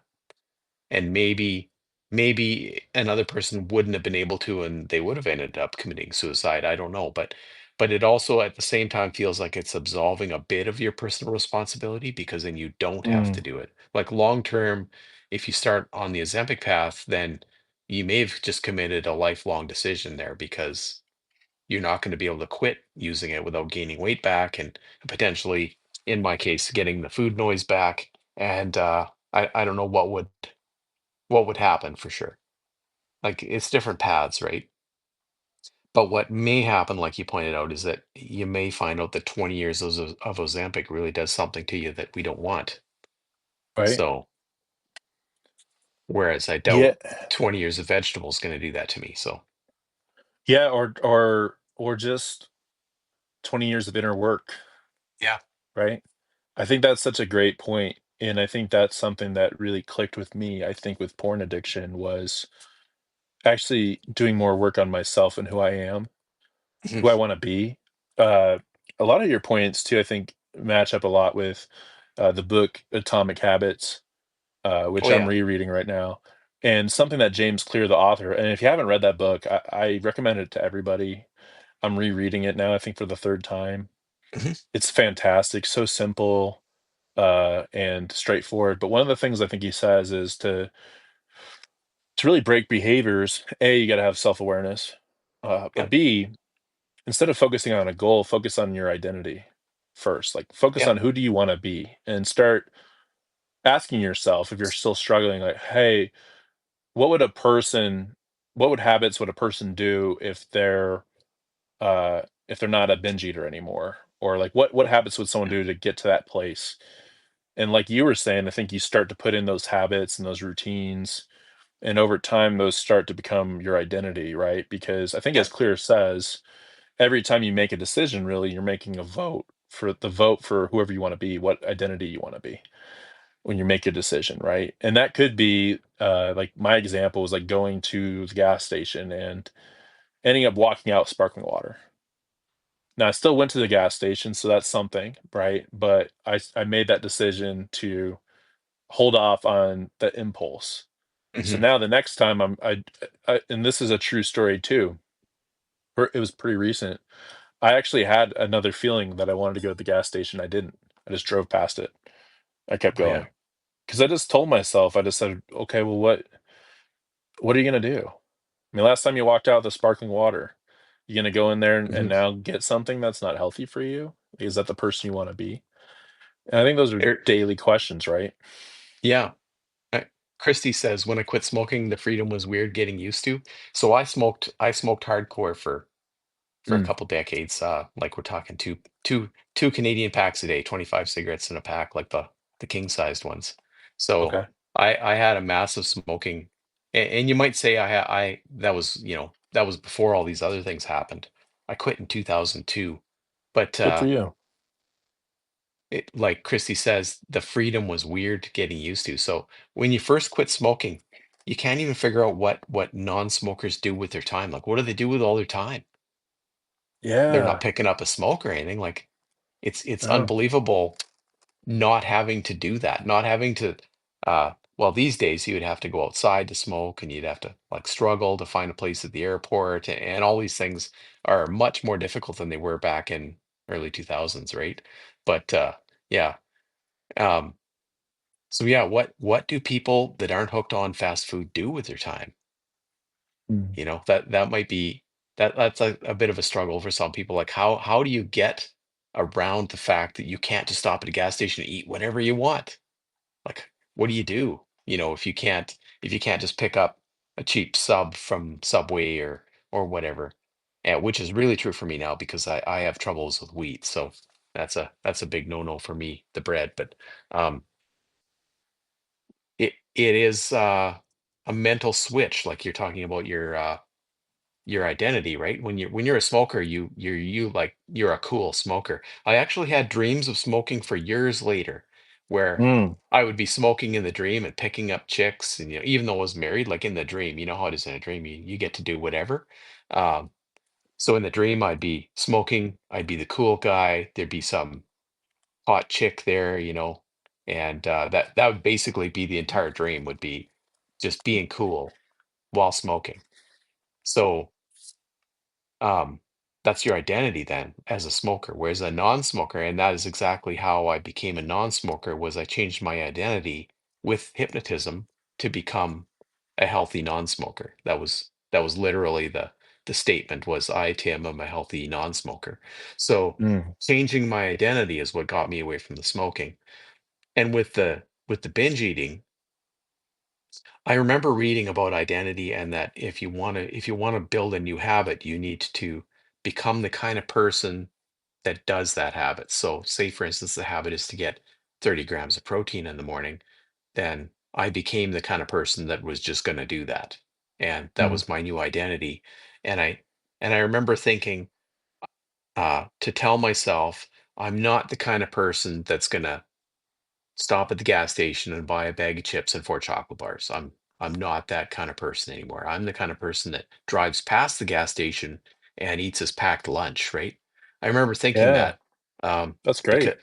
I probably got it from his book that you're talking about there, the Atomic Habits book. But yeah. So Well, yeah, identity, right? Yeah, and it's I think sometimes when I'd hear that stuff in the past, it's almost like you'd be like, "Oh, that's so simple. If it was so simple, everyone would do it." But it's almost like that's the opposite thing. It's like I feel like the most simple things like just people just don't do because they think if it's simple, everyone would do it. So then Yeah, it's like they're believing this yeah. false premise, and then you just talk yourself out of just doing simple things, right? I feel Yeah. like there's so many good books like Atomic Habits and so many other ones. And what you write about, I try to incorporate in my writing too. It's just simple things. It's Hmm. simple habits, but like you said, I think the hard thing that we have as a culture is persistence. Yeah. It used to be a thing, I think probably past generations. Uh, I think there's a shift, and maybe that's too just culturally with where we're at with how convenient things are, and Yeah. like where it's almost like we've been programmed, uh, conditioned to just expect things to happen when we Yeah. click a button, or to be satisfied just right away with something. But Hmm. then I think what we often find is there's just some emptiness there. Yeah. That just getting what you want when you want it is actually not sustainable. It's not healthy. Hmm. So it seems like it's like this cultural zeitgeist that we have to where, like with food and with just everything, it seems like it's just right in our face. And it's not the good stuff, it's the unhealthy things. And Yeah. you have to like opt out of it? For sure. Y- I don't know if you know Kyle Shepard on here. Um, Yeah, yeah, yeah. Yeah, I listened to yeah. you guys talk, So I think, a week or 2 yeah, ago, I think. and he's big on causing yourself a little bit of friction, like to make yourself grow and become more flexible mentally, Yeah. and physically. And if you think about that, like, so we have a society where we're always dodging uncomfortable things on purpose. Like, we go out of our way to avoid anything uncomfortable. We don't want to be too cold or too hot, or we got air conditioning, we got heaters. Everybody avoids in general being uncomfortable. Yet we know that having a cold plunge tank is good for you. Like, having that Mhm. shock of cold is good for you.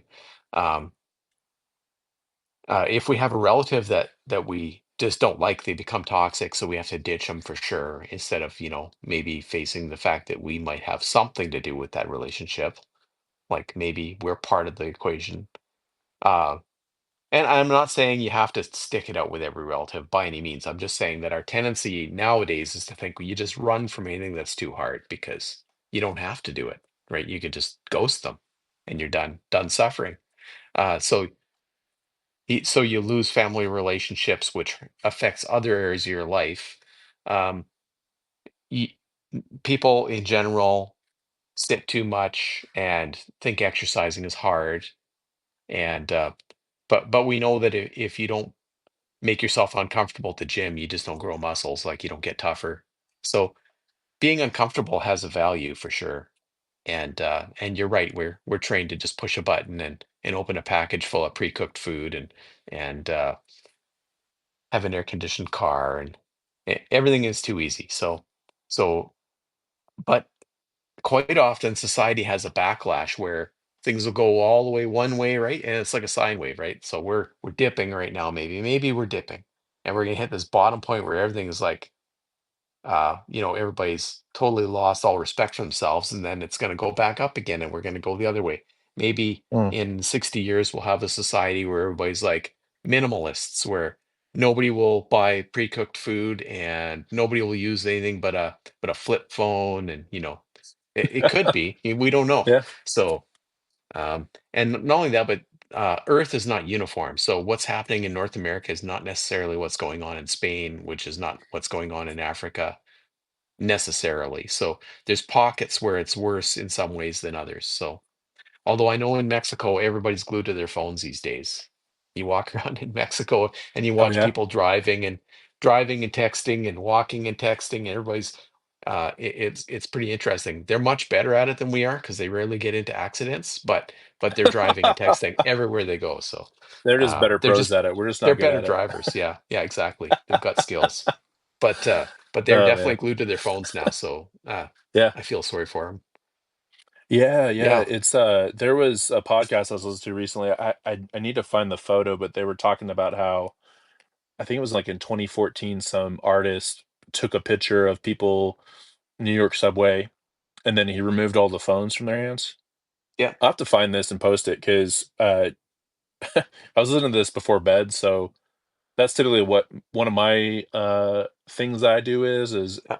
instead of being on my phone, I just always grew up listening to audiobooks as a kid with my Hmm. parents. We had like this cassette player in the middle of the hallway closet. My dad had wires going to the boys' room and the girls' room. Oh, And really? then, yeah, we'd listen to Arnold Lobel. Frog and Toad was one of my favorite ones. Oh, really? Mark Twain short stories, series of unfortunate events, Harry Potter. There's just so many things that we listen to, but that's kind of why I love like audiobooks. So I say I'm rereading Atomic Habits. I'm re-listening to it. Oh, Some that people on that Substack counts. might throw me in jail, but I still think it counts. But Yeah. anyways, I like audiobooks. But basically what they were saying was, yeah, like there's this artist took this picture and it's basically just everyone like looking at their hands and their heads Yeah. are craned down like this. And I think that's as we go. I mean, there's so many artists that have done things about it, but it is interesting, like you talk about, because I think that parallels the human experience. And I know for me, like being a product of culture, it took me hitting rock bottom multiple times to start to actually change my life and to root out things that were, I'd say, contaminating my soil, my garden, Yeah. right? And like you were saying, that makes a lot of sense to where as a society it's probably very similar, right? Because I think things that we do in our individual lives can be reflections of society at large or whatever the zeitgeist is. And Hmm. it seems like what you talked about, which is funny, it's almost like pretty much do the opposite of what mainstream culture is doing. It seems to be sometimes the Yeah. prescription. Now that's not for everything, of course, but I think for a lot of things, I think a lot of people are starting to realize and resonate with just being more minimalist. Like I had a note on Substack that went pretty, it got a lot of traction. Was Duncan Trussell, who's a comedian, was just Hmm. talking about how some fool out there in the middle of nowhere, some poor fool's probably completely oblivious and blissful, not knowing how angry or worried he's supposed to be, basically. Yeah. Yeah. Basically, because not knowing how poorly he was doing without that phone, I think, or something like that, wasn't it? Yeah, I I think the remember context of seeing it, that one. Yeah. yeah, is that whenever he's on, he's pretty cool, like mind. Mm. I really like listening to him, but yeah, I think my takeaway from it is, uh, yeah, like we can have bliss in our lives and we can disconnect. Like we can live life without our fast food. We can live Yeah. life without this stuff. And like you said earlier, right? Like maybe somebody can go and just get one McDonald's burger. But I would say that those people are probably, I would venture to say, more on the exterior. They're not making up the whole, like a larger probably the larger population is probably people that struggle. Like, they can't just have one, Yeah. you know? Because that's how our society's programmed. Because it's like, hey, go here, spend your money here, Yeah. and over time, right? That with I think the integration of technology, with social media, with algorithms, it's just going to get harder and harder, I think, to pull away from this stuff. Probably the biggest deterrent, really, for a lot of people lately has probably been the economy. I would say it's just gotten more expensive, I think, to get fast food. But I still think I don't know if you'd look at sales and how they're doing, but I'm sure they just up their prices, right? I'm, So I'm maybe you're sure not they're going not as much, but doing bad, but I don't yeah. know. I But do know though that if you yeah. actually calculate it out, no matter how you look at it, vegetables and meat is still cheaper. Everybody thinks it's not, but Mm. you tell me how much a bag of carrots costs, and I'm sorry, but I hear a lot of whining out of the states about the cost of eggs. Like, give me a break. Do you know how cheap your eggs are compared to the eggs in Canada? They're like How okay, tell me. Well, 750 Canadian for a dozen. Okay. And So what what's does it Canadian cost to? there? Oh gosh. Well, I've seen some eggs recently still in the supermarket that were like $8 American Oh, really? for a I dozen. Yeah. Yeah, So, there's but you some. calculate It that goes out now down. by the egg, so that's Yeah. it's not that expensive. How many eggs you can eat in a day? Like, if you topped out and you ate as many eggs as you could eat, you couldn't eat a whole dozen, right? Not unless there was some bet. Yeah. So you could live off of that amount of food. You could live off of a dozen eggs. $7, $8. Is Right. that an expensive day of food? I don't know. Let's buy No. some chips and pop instead and see how much it costs. Well, that's really interesting, right? Because we haven't really talked about it yet, but I think that, fast food is not really that filling or No. if or a bag of chips, right? Compared to I did carnivore last year and I lost, let's see, I think I lost like 18 pounds in 3 months. Hmm. And part of I think what I experienced going through that was how satiating a steak is. Like I wouldn't if you looked at the amount of calories I'd eat per day, right? And just my portions, it really wasn't that much. And I think that's probably why I lost a lot of weight. But and then just restricting things coming in. But I think what resonated with me in doing that sardine fast that we did, and it Yeah. really not even did, we survived it. I mean, that's a big thing. We were survivors of the sardine fast. Yeah. We're always going to be, Tim and I have a bond, not just because he's a cool dude. And I really think uh, your content out of anybody's on Substack makes me laugh the most. Just Tim had some note about if you're like in a really uncomfortable situation or you can't muster up the courage to like I don't know be social at a family event or something just to stand like with your hands at your hips like Superman or Wonder Woman Yeah. for like what was it 90 seconds. That just cracked me just picturing it. It was just funny because I think you always aim to provide encouragement to people, but you do it in a way where you add in humor and your own style to things, and you're really good with memes too. You have a strong meme game, as the kids would say. That's Uh, years of collecting there. you're meme curator. But what was I saying? I got sidetracked, but I think I was talking about the sardine challenge, and I was doing that. Uh, Man, I felt like the satiation level with sardines was amazing. I mean, I think you get those little cans of them, right? Yeah. And I think the first day, I think I had like 5 cans. Second day, I had like four. I think the last day I might have had four or three. I remember the second day, I didn't eat till like 2 o'clock in the afternoon. I normally try to intermittent fast, but I told myself like don't eat unless you're hungry. And it took me Hmm. until 2 in the afternoon to eat. And that was just from some cans of sardines, which if you talk about like you were talking about on a financial level, really not that expensive. No. And like I like carrots, for instance. I just cut them up and take them to work, and they're pretty filling too. Like there's all kinds of things that people wouldn't consider eating if they say, "Oh, McDonald's is cheaper." And but did they buy a giant sack of pasta and a thing of, like there is foods that are not fast food that are at least slightly better for you. Um, you know, you can get rice and fish, or there's all kinds of things you can do.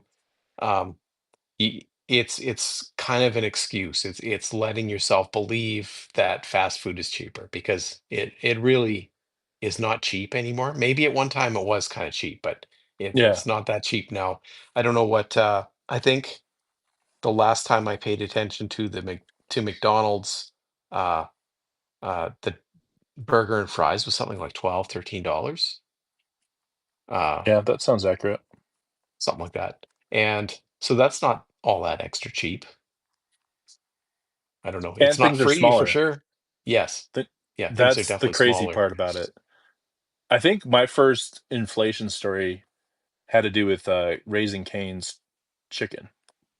It's a chain in the States, and they have this thing called the Caniac, which is like six chicken strips or whatever and fries. Long story short, I think initially when I was in college, that thing was like $10 maybe. Oh yeah. And today it's like $17. It's like, and then the chicken strips aren't even as big. So Mm, I don't know. Maybe that's a good thing overall because, and again, I don't know. They're probably doing just fine, fast food, but it seems to me that people may start questioning that and saying, okay, the the food is more expensive. I'm not getting as much of it. yeah. So the premise that this was a good deal to feed my family, which I think is definitely something that people I know my family for sure, we'd stop by McDonald's, or my grandparents' house, they would always just have like cheeseburgers, hamburgers, right? Oh yeah. And back then you could buy like a bunch of them.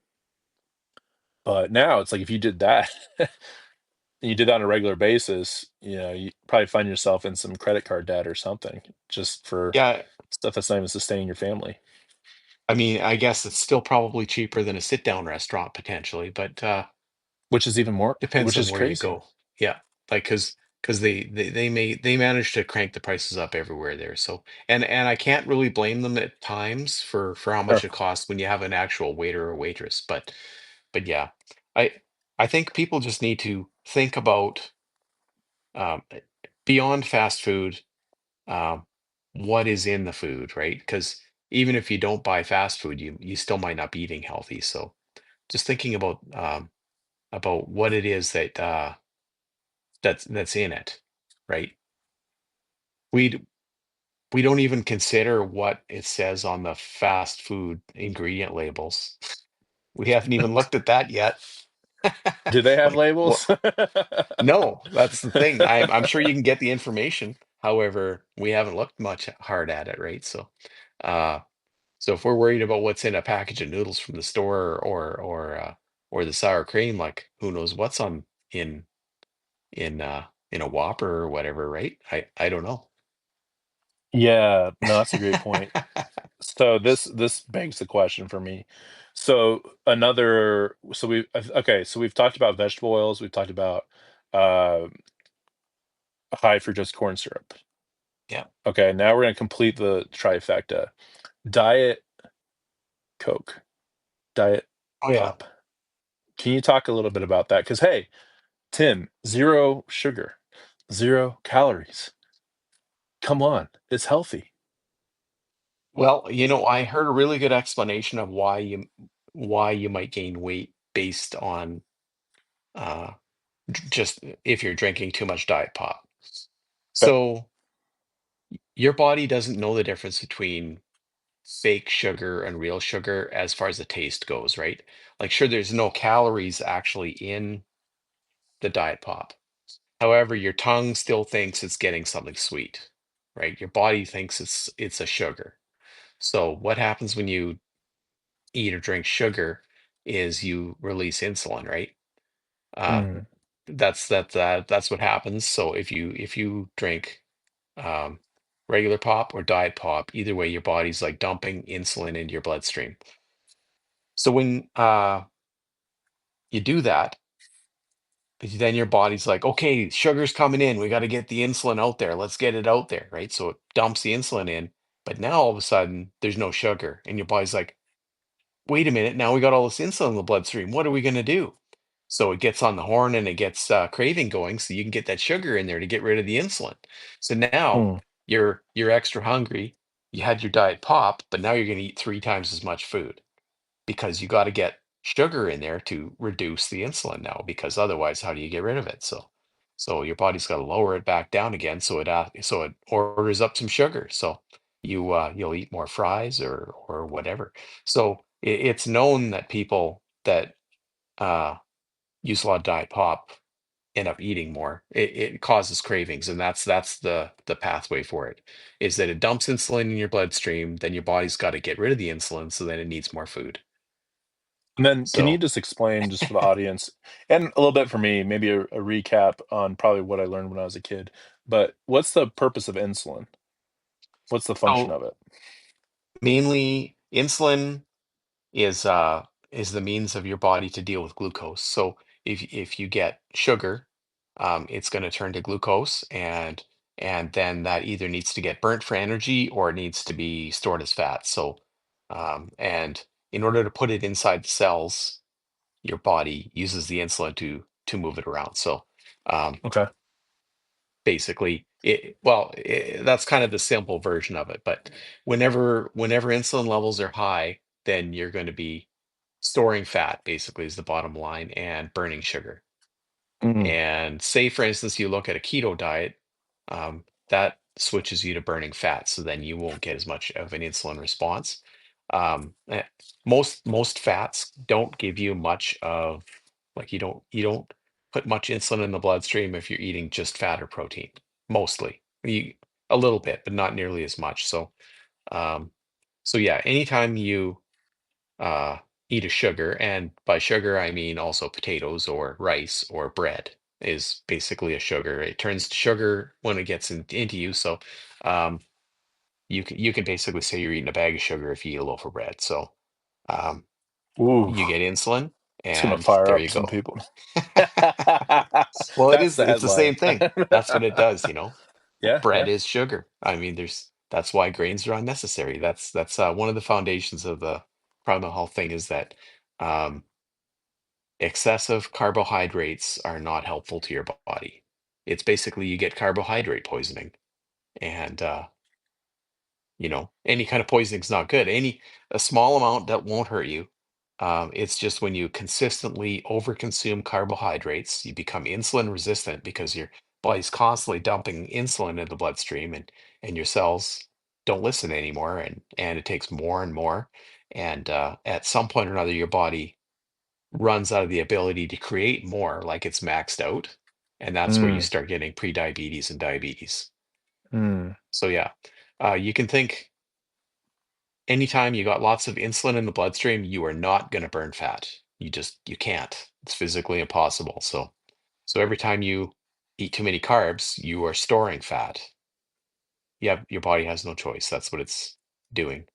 It's getting ready it- for winter, and because in yeah, nature, we would have seasonally been able to get berries and things like that at certain times of the year, yeah. and that Okay. would be fall, right? And that's fat storing season because winter's coming. So that's the reason that cycle exists. Jeez. Oh my Yeah. gosh. Okay. I just want to say I'm getting blown away by this conversation. I don't think I've ever heard anyone explain things so well as you, Tim. Hmm. I'm Just with just everything. copying all the people before me, right? So But I've never that makes it's kind of it ties into that primal health, right? Because I think, and I don't know if this is also something culturally, but we seem to dismiss our ancestors and in a lot of different ways, but also dismiss, I think, things that are grounded in our human nature, or like you were saying, you went all the way back to when there was hunter gatherers, and hey, this is why they ate berries. It was to store fat for the winter months, right? And when you say that, for me, it clicks. It makes mm, sense. It's like those people are my ancestors. So that's a part of who I am as well. But now we're in this stage of modernity almost to where we almost look at these things and we just kind of that's that's so like in the past. But then we are completely unhealthy, yeah, and obesity rates have just skyrocketed. And now it's like, running on this make America healthy again. And it's just crazy to think of, why does this even need to be in the conversation? It shouldn't be. Like where, how far have we just fallen? I mean, I think, there's generational difference between us. I know you said you started with like sugar when you're young, but did you notice anything back when you were growing up that was just different in your country in Canada with food, if you can remember that? Like when you think back, were there, or was that kind of when things started, I guess, culturally as a human yeah. race? I kind of, yeah, like, can you dive into that a little bit? Like, what were the big changes that you've kind of witnessed with health over the years? Well, I know, like, because I grew up in a farming community, so there Okay. was there was still a lot of homegrown produce and home butchering and dairy farms right there and everything. But at the same time, processed food started coming in, and I don't know if you guys have Velveeta cheese or if that's just a Canadian thing. Um, No, I've but it's eaten like a Velveeta processed cheese. Yeah, cheese loaf. It's basically it's like cheese slices, but it's in a loaf. You yeah, know, it's like it's nuts. and you yeah. So anyways, that all of a sudden became a thing and everybody was hooked on it. And then Cheese Whiz right after that. Well, we all know that you can leave Cheese Whiz sitting on the shelf forever because it's not cheese, like it's a jar, I don't know what. But anyways, all these foods started coming in when I was probably 8, 9, 10. So I remember we didn't have access to a lot of it though because we were pretty poor. So but we always had, sacks of sugar and, which I could get into. So I think like culturally wise, the advertising was so over the top back then. I remember the Mm, advertising for all the cereal and everything else, and that programmed everybody to want that stuff as they grew up, right? So then, of course, we raised all of our kids on it. So hmm. because we were programmed when we were little to go find that stuff and and it got, you know, just nobody really questioned things the same way. There was no organic food or anything like that. In fact, organic farmers I heard had a and Christy says, "Have you eaten Velveeta cheese?" Yeah, No, I lots of asked. it. I asked. Well, actually, I turned the tables on Oh, that Christy, was and you? Oh, Christy. okay, Christy. Yeah, I didn't Okay, want to yeah, call Christy out, and Christy, you don't have to yeah. respond, but I know Christy hasn't had energy drinks, so I was wondering Oh, if. yeah. I see. Okay. Yeah, yeah. But Makes I would sense. venture to say maybe because that seems like that was more of a thing that kids kind of grew up on Yeah. in that time potentially. So I know I had some, and gosh, that stuff Mm. is that stuff seems about as artificial as you can get in some ways. Yep, pretty much. Yeah. Yeah, but you So were saying something about organic farmers. So I remember there was a farmer near us that decided he was going to go organic, right? Him and his family went organic, and there was a huge Okay, pushback from the rest of the community because it was so unaccepted. He really? was torturing his cows, and because he wasn't feeding them or medicating them properly, and Oh you my know, gosh, that's wild. what a backwards loser kind of attitude. That's Yeah. that's how the rest of the farmers thought about it. So whereas now organic farming, that's the I don't know if you'd call it the golden standard, but it's very accepted thing. And back then it was not. So yeah, there was that going on because it wasn't modern, right? Everyone was trying to get out of the Stone Age kind of. They wanted Mm. new stuff and new was always better. And I guess that's what led us to where we're at now, right? Constantly advancing. Yeah, progress, Yeah, progress. progress, progress. Basically, I feel like all the product progress is just what can we make people more like how can people get more hooked and addicted Yeah. seems to be what progress means now. To where Mhm. you would imagine with the technology that we have that we would be eradicating or at least significantly reducing. I actually heard something again from a podcast. I listen to a ton of podcasts, but I think the person was saying that there's actually now the imbalance on a world level of obesity compared to people that don't have enough to eat, if that makes sense. To where now Yeah. there's more obese people in the world than people that are, below nutritional level, if that makes sense. Mhm. Yeah. I don't know if you've heard that before. I'm sure it depends on what part of the world you're in, but for sure, um, it seems like you don't see all that many thin people in North America, right? So, No. for sure here that's true, I think. Yeah.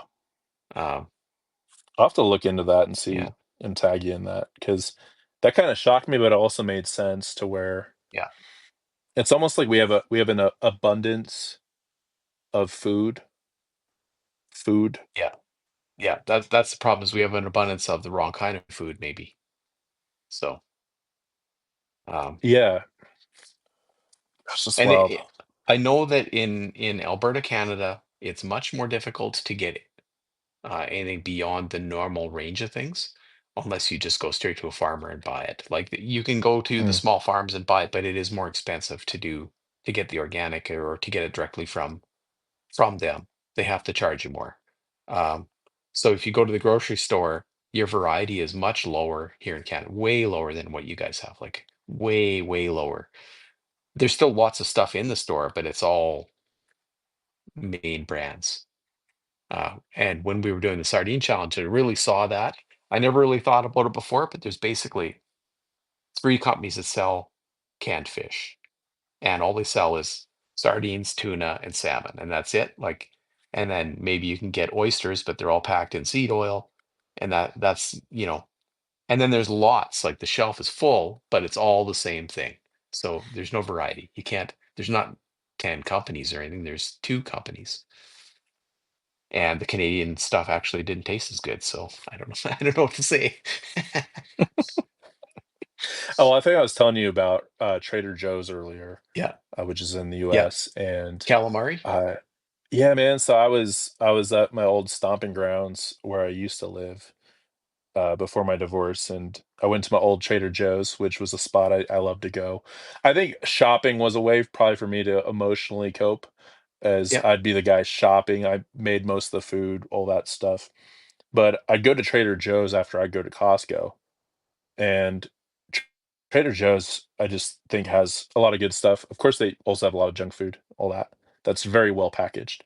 But something that I did see there that just blew my socks off. This is the guys, this is actually what I told Tim before we went live. It was like one of the first things I told him, like, "Tim, they've got calamari," and it was in, extra virgin olive oil.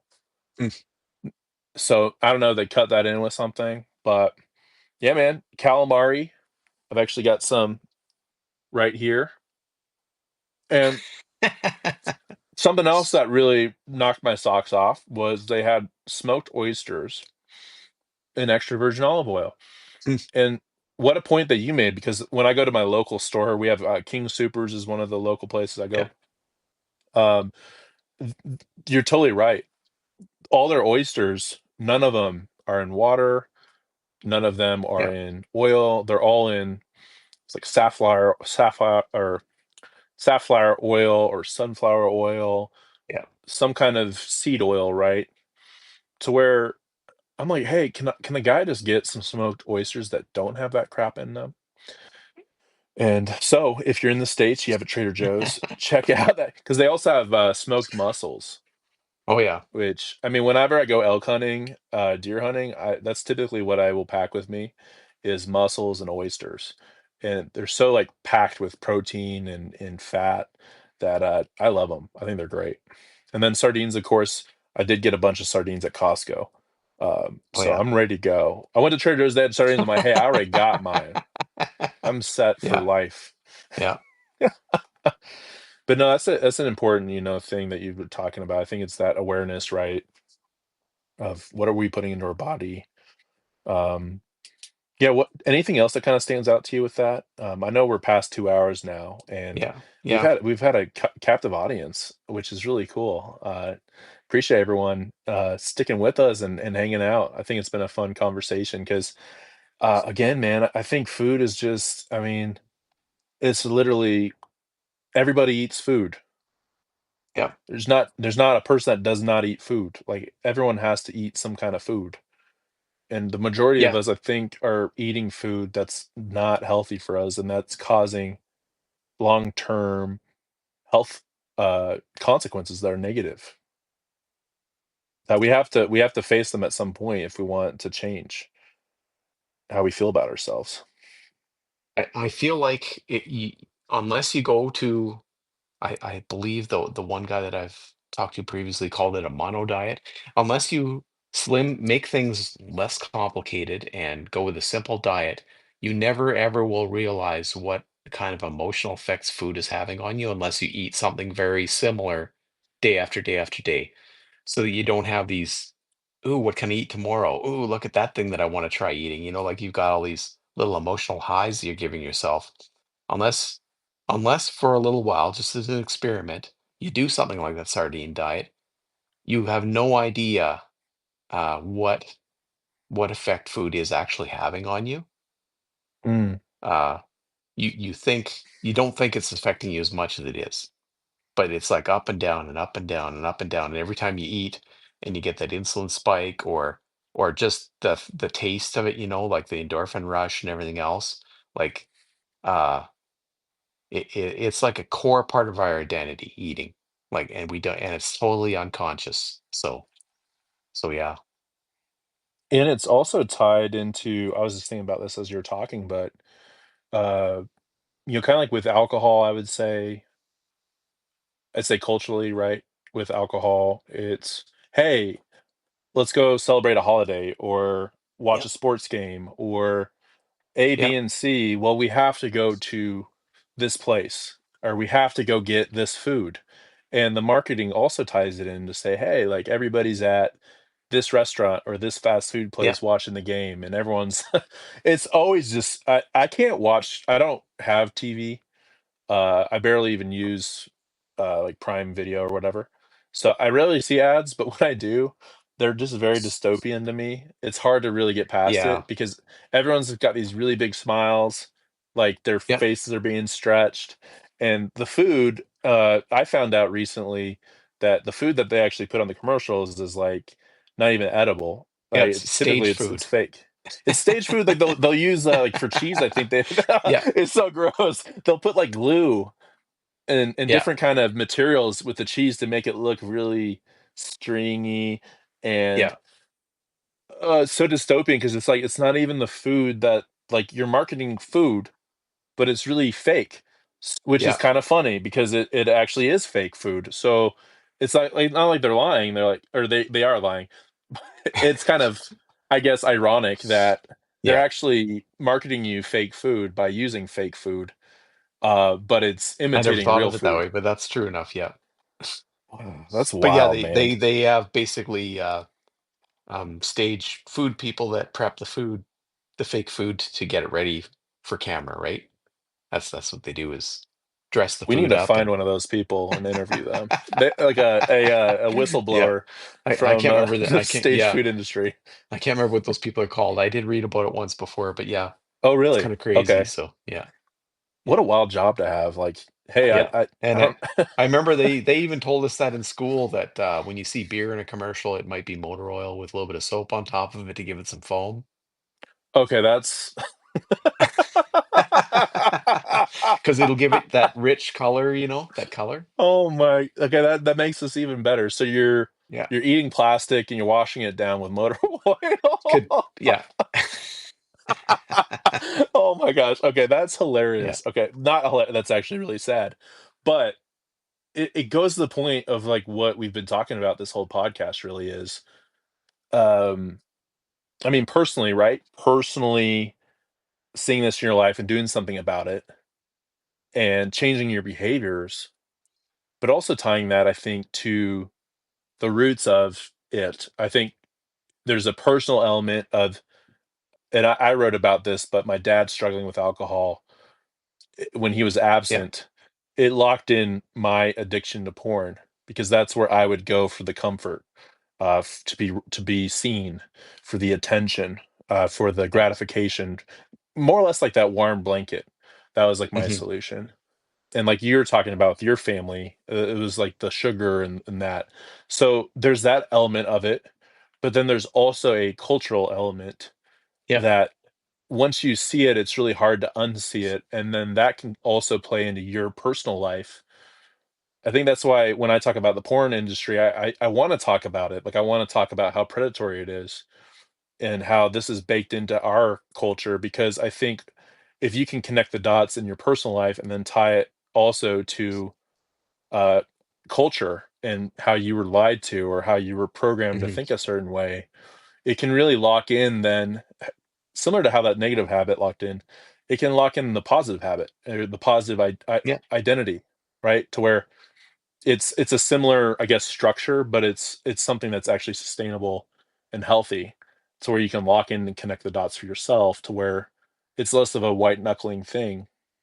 It's Hmm. more of just like you were saying, I'm the type of person that isn't gonna binge eat or that doesn't go to food to cope, with whatever emotions I'm having. And that's like really powerful stuff, Yeah. you Yeah, know? it's got to be I think if you're going to make any long-term change, you got to make a change to the way you see yourself. And you got to find out what's important to you, and like it helps to if you have a little bit of a life purpose in there, but for sure uh that's what gives you that identity, right? Like having something beyond yourself to focus on, beyond just your happy, like, I don't know, not happiness isn't the right word, but your pleasure and your getting rid of sadness isn't enough, getting rid of Yeah. negatives isn't enough. You got to have more than that. So for sure. Yeah, and maybe just to tie it up, I know we're a little over 2 hours, so we can work to land the plane here. But what, what I was thinking about would be a good, like, segue, would just be, what you do as a primal health coach, and I think and this is a part of a lot of recovery, I think framework is once you start seeing the changes in your life and the momentum build and you're Yeah. this new person, this new identity, a big part of it, and I mean, this is the reason why I write and why I podcast is to help other people and to not because I think with addictions and with self-destructive behaviors, something that's really true at the core of it is being selfish. Like we're being Yeah, selfish. for We're sure. not thinking of we're not thinking about other people. Like literally, we are not thinking about I'm not thinking about, my partner. I'm not thinking about their Yeah. family and all these people. You're only thinking about yourself at the time. And something that breaks the habit, right, or breaks this cycle is actually thinking outside of yourself, like you were saying. So I guess to land the plane, uh, you said that you got into primal health coaching as you were, I think you were like 6 months out or a little bit further out from. That's when you started to really get Yeah. into it. Maybe just tell us, yeah, maybe more about that, and then I think just to land the plane, just what you do today, like what services you offer, and uh, with your coaching, if Yeah. people are interested in listening, just where to find that.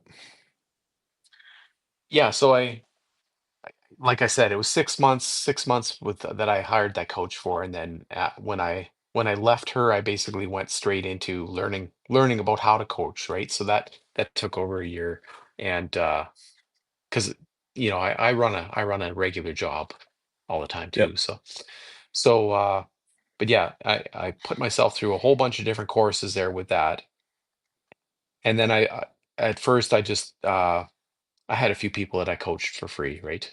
I think everybody likes to start like that. And so I have right at the moment I have a couple clients, but I mostly focus my efforts on Substack because I really feel like there's a way to reach a lot of people at once rather than just, one or two here or there. Running a full-time job, I couldn't possibly have 20 clients, so it'd be too Right. much, right? Individual clients. So I'm trying to find ways to talk to a lot of people all at the same time and to basically show them hope and that there is a way to, let them learn about themselves and ask questions. Like I'm trying to create curiosity, right? And get people to think a little bit outside the box. So and I'm well, you know how Substack is. It's quite a bit of work. It's not, but if it's something you like to do, this Yeah. is not a get rich quick scheme or anything like that. It's a matter of writing this stuff keeps my mind on it too, and keeps me honest. And at the same time, I'm getting a lot of feedback from people, and Hmm. reaching a lot of people. Um, so that's kind of the way I'm working it now. I do have a couple spots available for private coaching, but mostly what I want to do is I want to run some challenges now. Cool. I'm going to do a walking challenge next month, a 30-day walking challenge, and that's Okay. going to be daily accountability for people that want in on that, and um, we're going to do a scavenger hunt, a photo scavenger hunt. So Oh, cool. I like that. I don't think. it's not. I want to make it easy.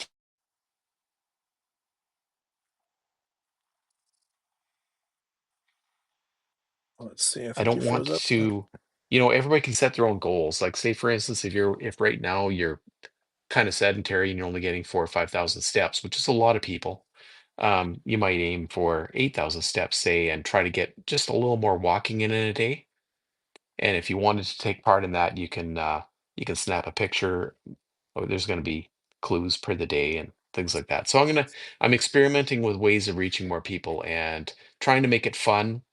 I'm pretty humor orientated, so Yeah, I don't think you'll have a problem with that. Let's see. Tim, you still with us? Uh-oh. Let's see. Hey, if someone in the chat, can anyone here see Tim right now? Let's see. Oh, let's see. It might just be me now. Give me 1 second, team. Let me see if I can add Tim on. I think he said his internet connection was off. I'm gonna try to re-invite him real quick. All right, while we're waiting, everybody, on this live stream, thanks everyone for being on. Tim's been awesome to talk to. Anything that stands out to you so far, like takeaways from this talk, things that resonated with you, questions, if we get Tim back on, feel free to put them in the chat, or if it's just a thumbs up or a heart, if you've been enjoying this conversation, it would just be great to get feedback from y'all on, hey, how are you enjoying this? What's your takeaways while we're waiting for Tim? Let's see. Tim said timed out question mark. Let's see. Just invited you. Can you guys hear me right now? Anybody out there? Hello. Am I still live? Anybody? Feel free to put in the chat. Anyone who's out there, can anybody hear me? All right, let me try re-inviting Tim.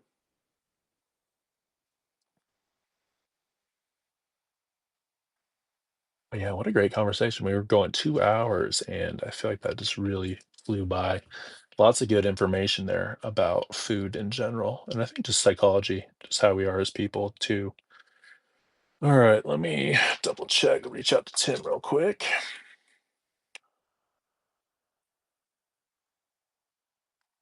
Hmm.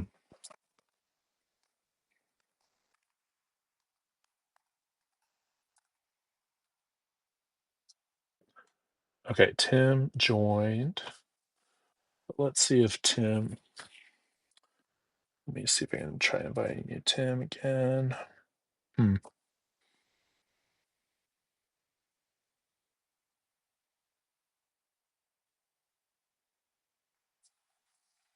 Hey, everybody.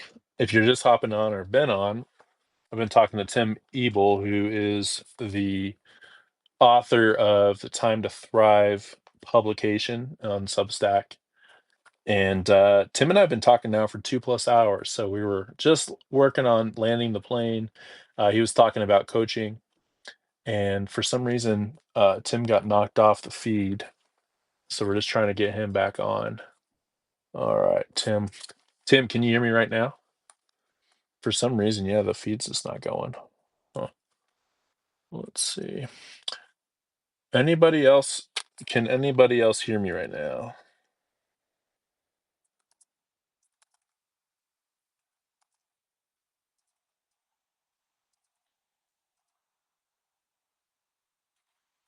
All right, let's see.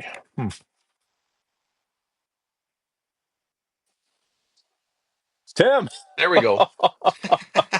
I don't know what happened there. Oh man.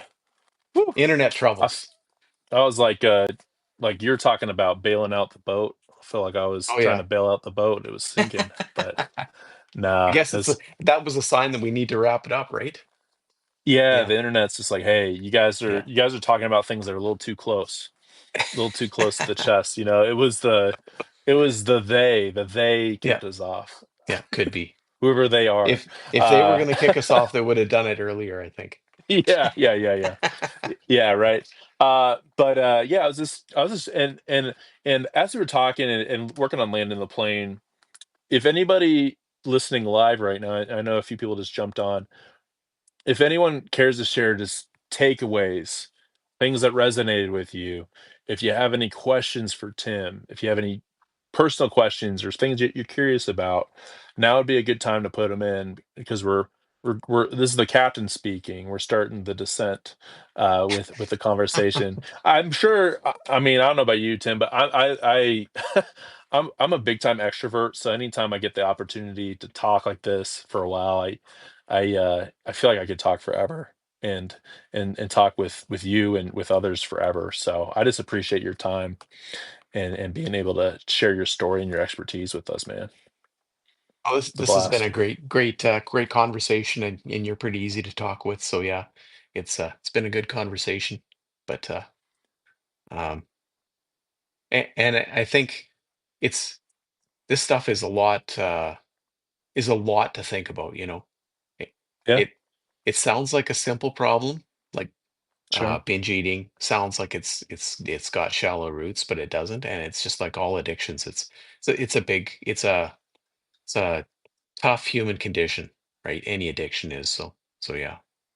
Um, but yeah, I haven't actually had supper yet, so maybe I'm gonna sneak off and get some food.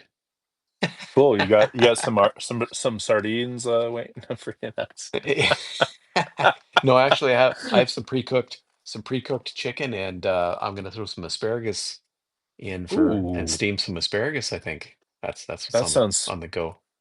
that sounds. So, I'm kind of hungry too. I want to get something to eat too.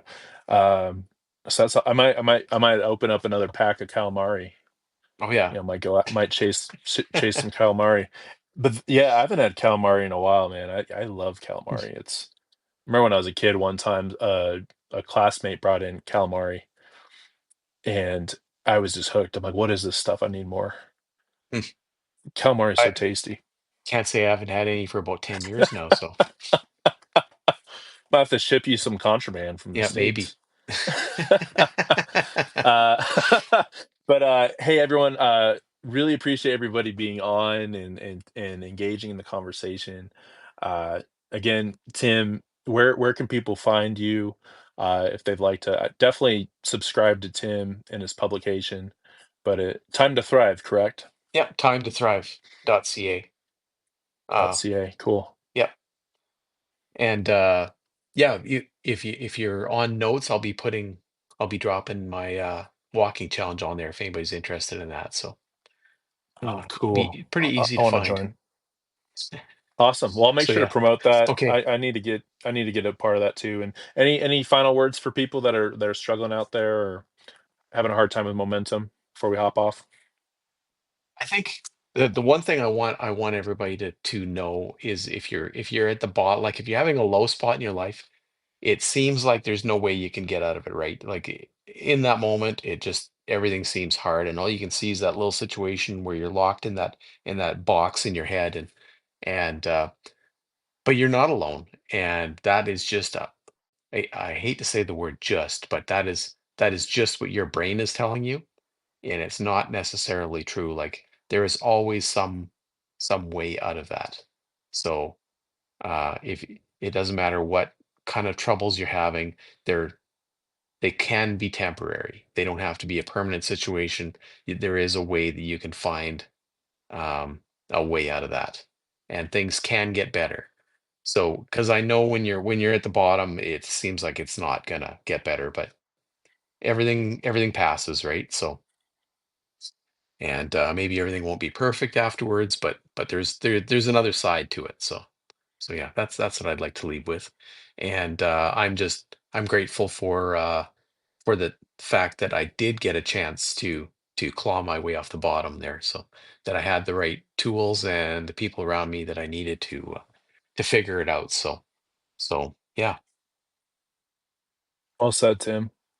Well, thanks everyone for being on. And if you just hopped on late, should be able to get the full video in about an hour or so. Typically, that's how it works on Substack. And I'll get the full video out. And this will also go to the Porn Free Millennial podcast too. So you can listen to that on Apple, Spotify.